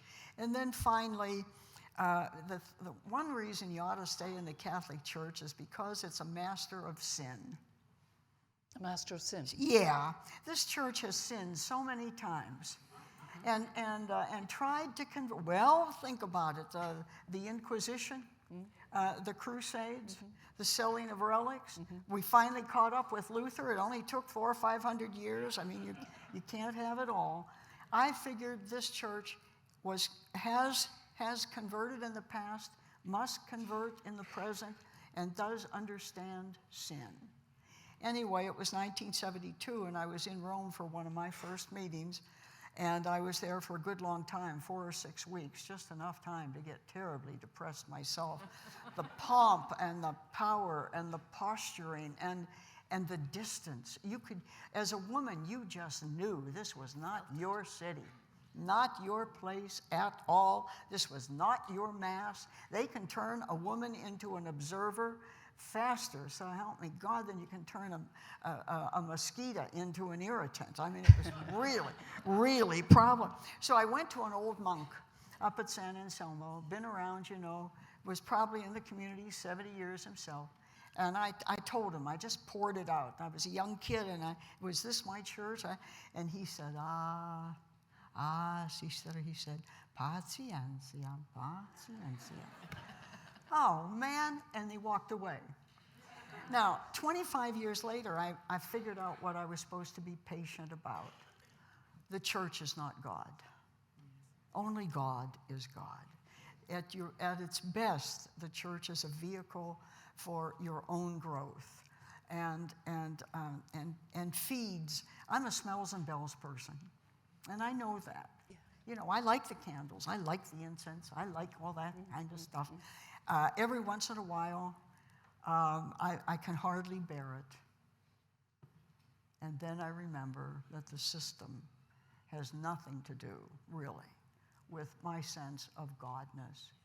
And as I was fond of saying to people a long time ago, the more I thought about leaving the church, I found myself forever thinking about oysters.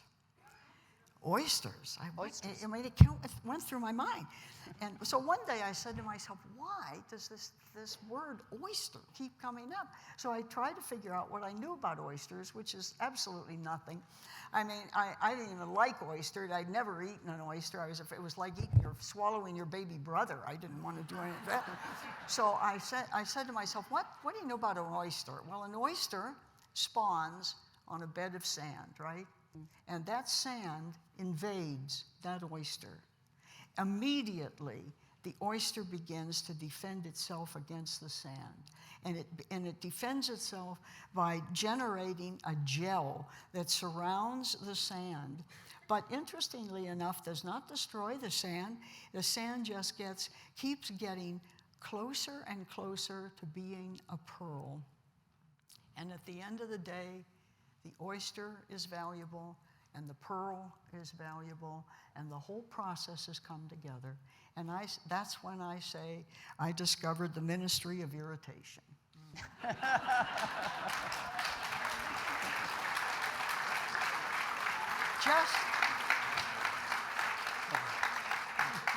Thank you, Joan. Mary, so why do you stay?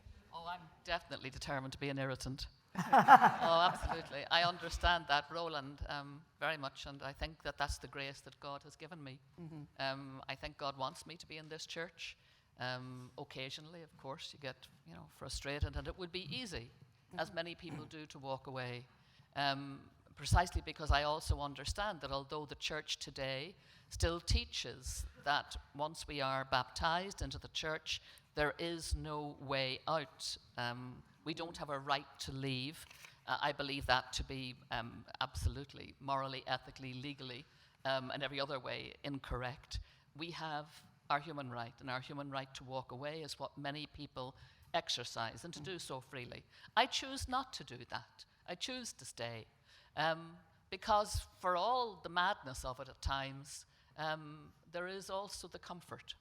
The comfort of family, the comfort of that which is familiar, the energy of the grace, the meeting of fantastic people who energize you, the watching and seeing around the world what is done in the name of those 1.2 billion people, the lives that they live, and how in those lives God's presence very often is the difference between enduring life and enjoying life, in getting through life with some degree of hope or hopelessness. And very often it is the God thing, it is the church thing that allows people just to get through. And I look back in my own life, which has had plenty of ups and downs, and in particular living in a conflict situation in Northern Ireland, being confronted by the ludicrous,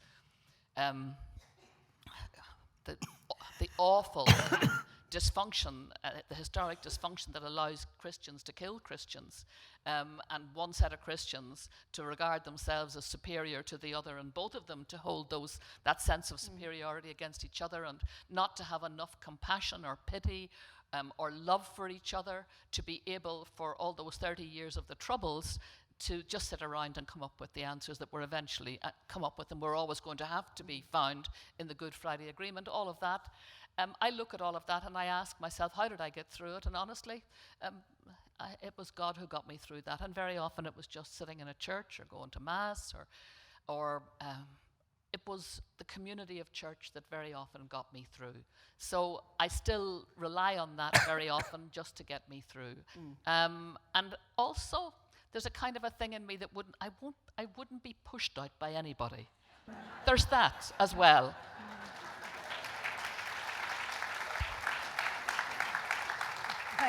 Thank you. So just before we go to our little lottery, our lucky dip here, just finally, what can Catholic women do now? Look out there, look at all the women here. What practical things can we do in our lives, in our parishes? If you remember earlier in the year, a group of German women went on strike. These are the women who voluntarily worked in churches. For a week, they went on strike. Could that ever happen here in Ireland? What do you think? What can women practically do in their ordinary lives?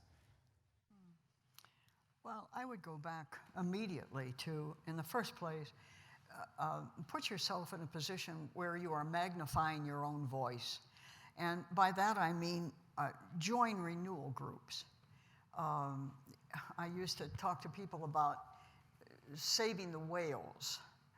If whales are your thing and there happen to be no whales in your backyard, you could write to Save the Whales and send $5. That magnifies your voice and your interest and brings it into the local area.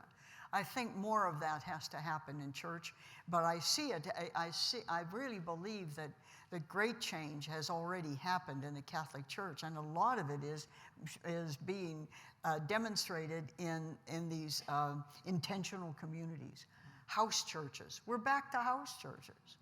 And we're also seeing the church become not much beyond a sacramental way station, because they no longer even have the personnel they need to expand that activity. You can expand it. You can bring your groups together. You can join other groups. I think those things are very important, and then I always put a high priority on, for heaven's sakes, do something about the language in the churches.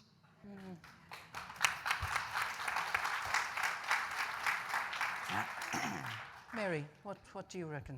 Yeah, part of the structure of the church, as we've experienced it in Ireland, has been an acceptance of the fact that what we call the ontological change that in priesthood places them apart from us, and it's this idea that the priest, when he is ordained, becomes something other, something superior, something better than us who are the laity. And that in turn then feeds a culture of deference, that feeds a culture of false deference, that feeds a culture of silence. And I think all of those things now need to be stripped away. I'm not suggesting that we should become rude people, but I do think that we need to strip away in our relationships, for example, with our priests and our pastors, strip away the deference, the false deference, and insist on being listened to on equal terms. And I think that that's beginning to happen a bit. I mean, I think of my mother, who's she's going on 90 now, and a young priest coming into the parish and giving a homily in the past, there would have been a shaking of hands at the very most, perhaps, and a thank you, Father. And now she's quite likely to say to him, do you see that 20 minutes of a homily? My life is nearly over, just shorten it. Seriously, shorten it. And I think it's wonderful to see people in her generation now with a feistiness that they didn't have maybe 50, 60 years ago, and a determination that their life's experience and their entitlement to respect is not going to be brushed under a carpet of false deference. So I think an insistence in those not the confrontations, but in those encounters, that we do not use the false deference. I also think that we need to constantly, whether it's individually or in groups, make our voices known by writing, whether it's by email. Every dicastery in Rome will have an email address. Find it, get it, write to them. And to counter, always to be willing to counter. One of the great things at the moment is, I think the way in which, for example, in recent times, we've had comments in very recent years from, for example, the Bishop of Waterford and Lismore, Bishop Fonsi. Francis, yes. Calm down now. Fonsi, and I speak as somebody who knows him reasonably well, and I think he's a fabulous singer, and he's great crack on the golf course, Martin will tell you. He really is. He's a fine person, but merciful hour. Sometimes he comes out with stuff that just stops you in your tracks, and you think, seriously, Bishop Fonsi. Yoga. A bunch of old ladies in lycra with rolled up mats trying to get their muscles working again. I mean, just give them a break, for God's sake.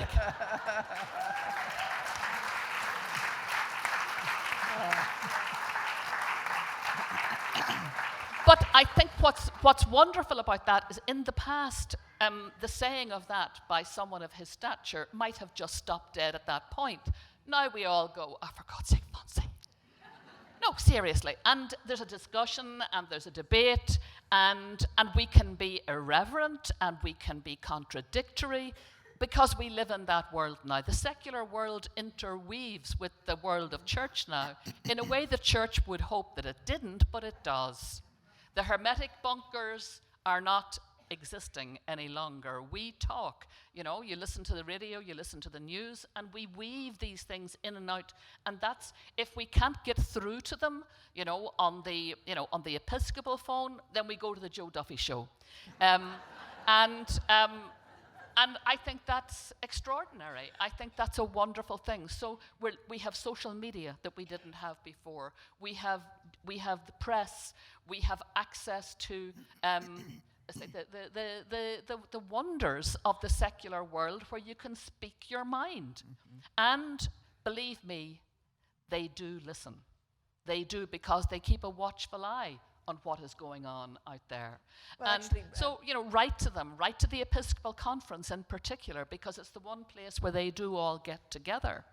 And insist that your letter, say that I have something to say, I want it said at the Episcopal Conference, I write on my own behalf or on behalf of the following number of women, and we feel that you need to do the following, you're not doing enough. I think they need to be challenged out of a complacency, a place that deference allows them to inhabit. Mm-hmm. And unfortunately, the vast majority, in my view, of bishops worldwide are quite cowardly.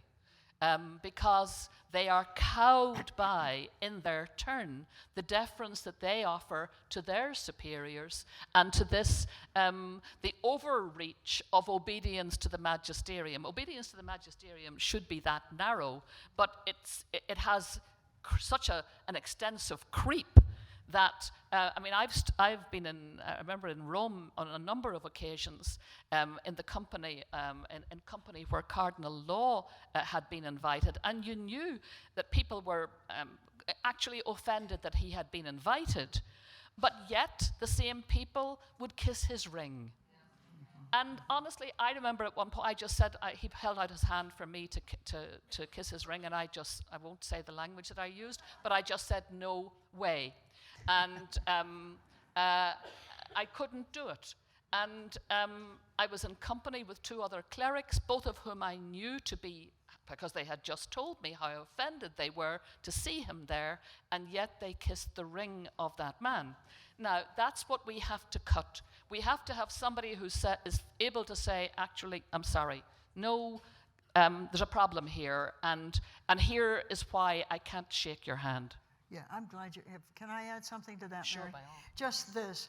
I think lay people have to realize that when the Pope identifies clericalism as a major problem in the church, he's right. Why is he right? Because it infects the atmosphere as well as the answers. But you have to recognize that you are part of that. You have created clericalism. And you have allowed it to go on. When you stop it, it will stop. Correct. Thank you. All right. Let's go to our lucky dip. Joan. Oh, no, we have to dip our own? Yeah. Oh, no. To make sure, and if you give it to me. Oh, good. Yeah, all right. So once there's a name on it and it's legible, I will read it out. If it isn't, I won't be able to. Do you something between Rome and the Western Catholic? Okay, I'll try and read this out. Mary Kennedy Barnsley, I think, from Canada. Wow. And Mary, you write, I fear the Catholic Church as we know it today will exclude women's equality. Do you envision a schism between Rome and the Western Catholic experience, especially America? There's no doubt that it's possible, but it's not stirring. There's nobody out there stirring the pot, and it is not the top discussion out for supper at any night. Nobody wants a schism. They want growth. They want the church. They want that divine presence in their life. And so here's the problem as I see it. So the church itself does not realize that the church has changed. You have, haven't you? Yes, you have. And in you are the changes. Now, the church is trying to move away from those changes because it will make terrible demands on it, which is why you must make wonderful demands back. Because they are listening. They do hear. And they don't want a schism any more than anybody I know wants a schism. That schism, if there is one, is what I call the church in waiting.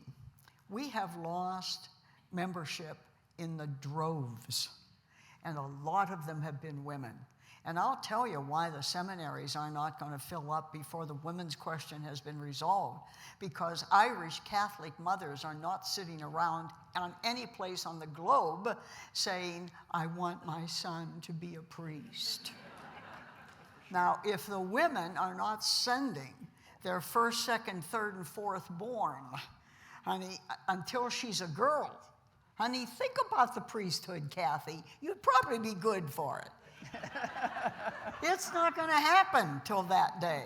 It's you have it all. It's in you. Don't feed the clericalism. Change the language. Magnify your voices. The whole notion. If Donald Trump can tweet, for God's sake, can't you tweet a couple things? Figure out something. You are not powerless. You just don't know you've been empowered. Now go ye hence and do likewise. Hey.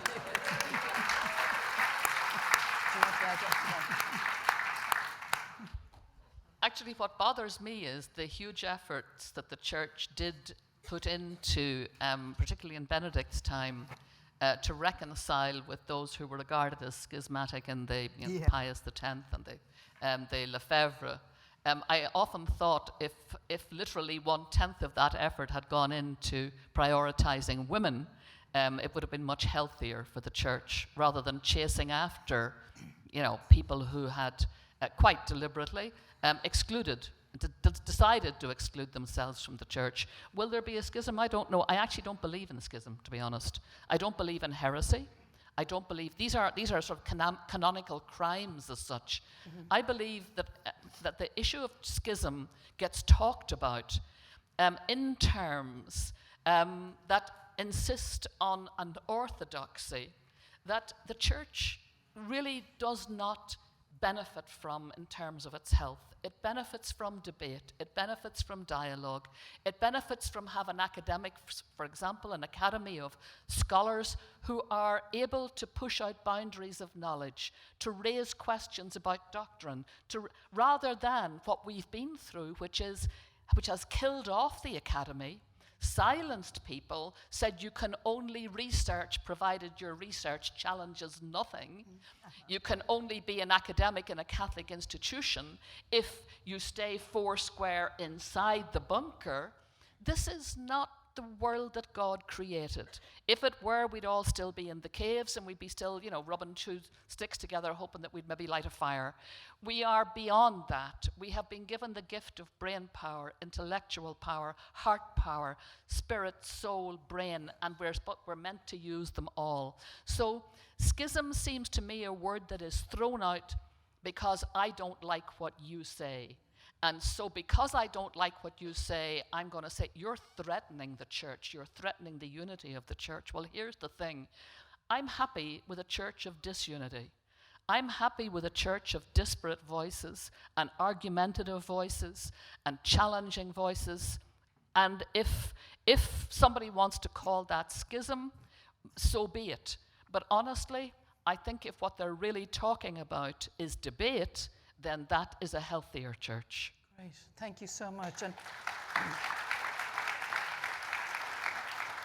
Mary Kennedy Bardsley, thank you so much for that great question. Now, Mary, you go, the next one. There you go. Thank you. So, let's hope there's a name and it's legible. Oh, it looks short. What will it take for... Oh, right. Marlene Fitzpatrick. What will it take for the church to wake up? I happen to believe that the church has wakened up. Has it? But is resisting.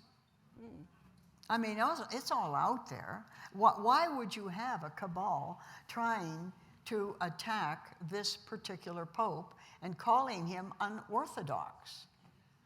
If they didn't know what was really going on there, why would they want another, they want what I call the new old Catholic Church.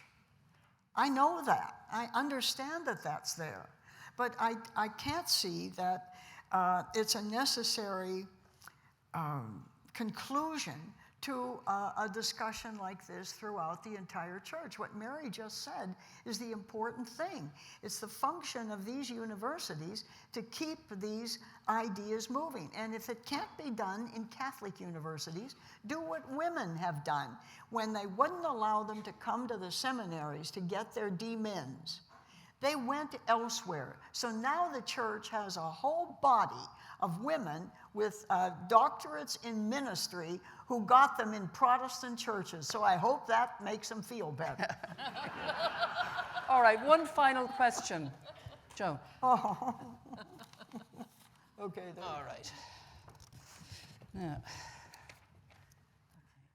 what can each of us ordinary... Okay. Oh, yeah. Anne Loughran. What can each of us ordinary lay women do now? I tried your idea of reading groups. Talk a little more about 14th centuries of female diaconess. Yeah. Well, you have to realize there are 14 rites, 14 separate formats of Catholicism, right? You don't learn much about them in a Catholic system. But once you're in a larger system, they're very, very clear. You have something like 7 rites that are Byzantine, and you have the Armenians and the Coptics and those, the Chaldeans. And the Chaldeans, yes. And so those are all Catholics who have, out of their cultures, have developed a church that you would only recognize in small pieces. So we've always had multiple differences, but we have never been trained to appreciate or recognize them as differences that do not destroy the seam of the church.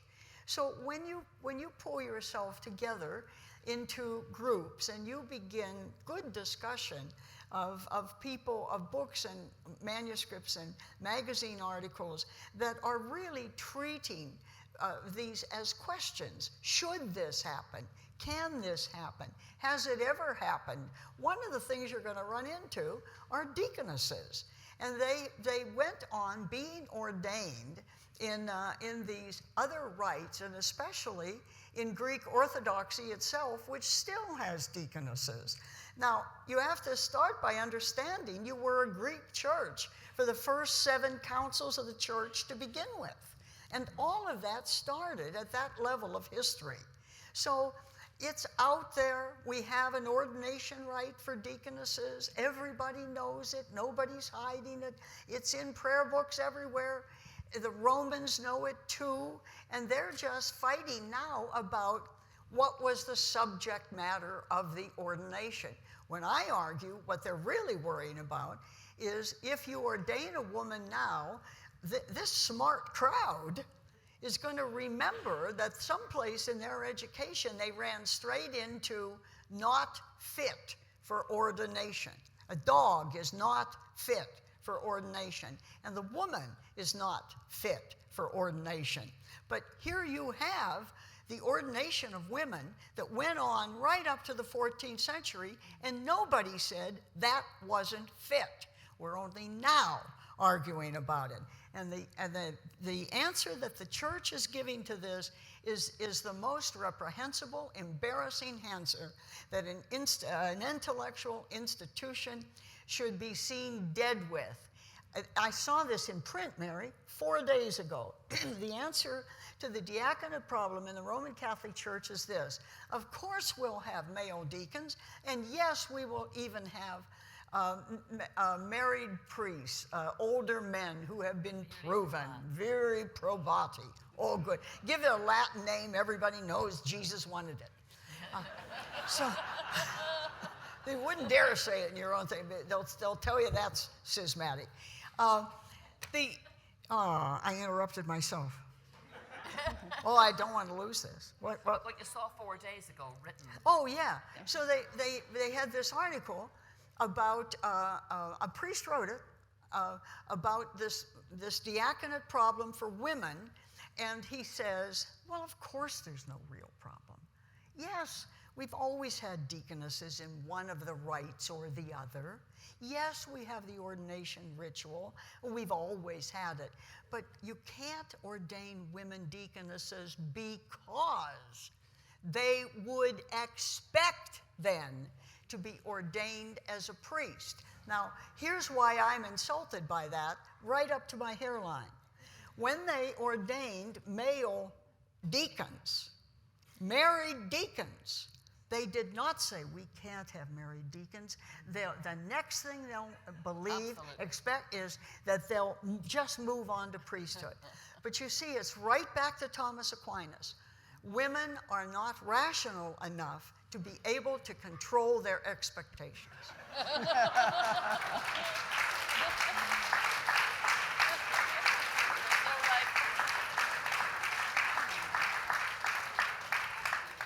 Well, unfortunately, we're all out of time. Thank you so much, Joan and Mary, for giving so generously today. Thank you. You are the Thank women. you to Joan. Isn't she something? Hey!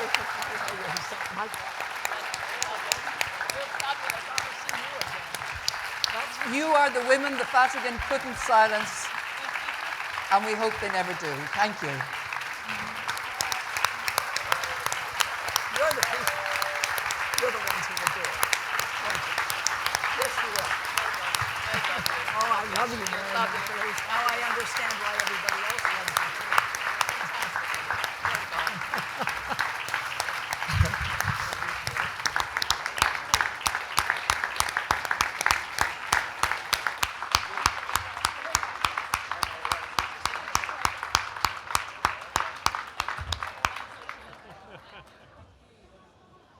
Joe. Wasn't that fantastic? Oh. He's not, yeah, I have to catch hold of it. He hasn't got me. Hello? Yeah, they're not picking me up. Wasn't that fantastic? Such great insights, such understanding. Imagine what sort of a church we might have if these two amazing women were organizing our church. We just want to make some small presentations now to Mary and to Joan for having made this talk here today. Nives, if you could present the Last Supper painting to Sister Joan Chittister. This is a Last Supper painting which is more realistic than most Last Supper paintings. It includes women. It includes women and children. and I'm asking John Farley here to present a framed print of Pentecost to Mary. This Pentecost is by an Irish artist, Nora Kelly, and shows tongues of flame, the Holy Spirit descending on all the disciples, all of them. And we have flowers for Mary and for Joan and for Ursula. Please. Ursula's over here. You do Ursula there. That's for Ursula, yes.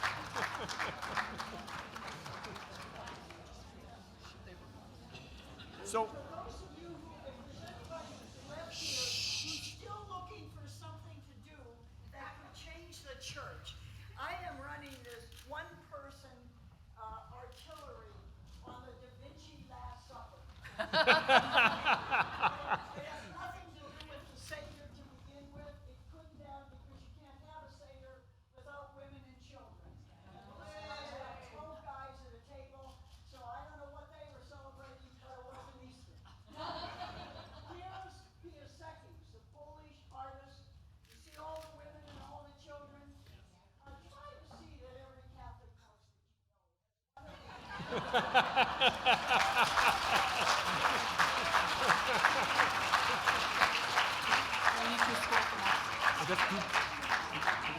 It's a good wrap. Thank you all very much for coming here today. It's given us all so much food for thought and so many ideas. I hope you will take up on some of those steps.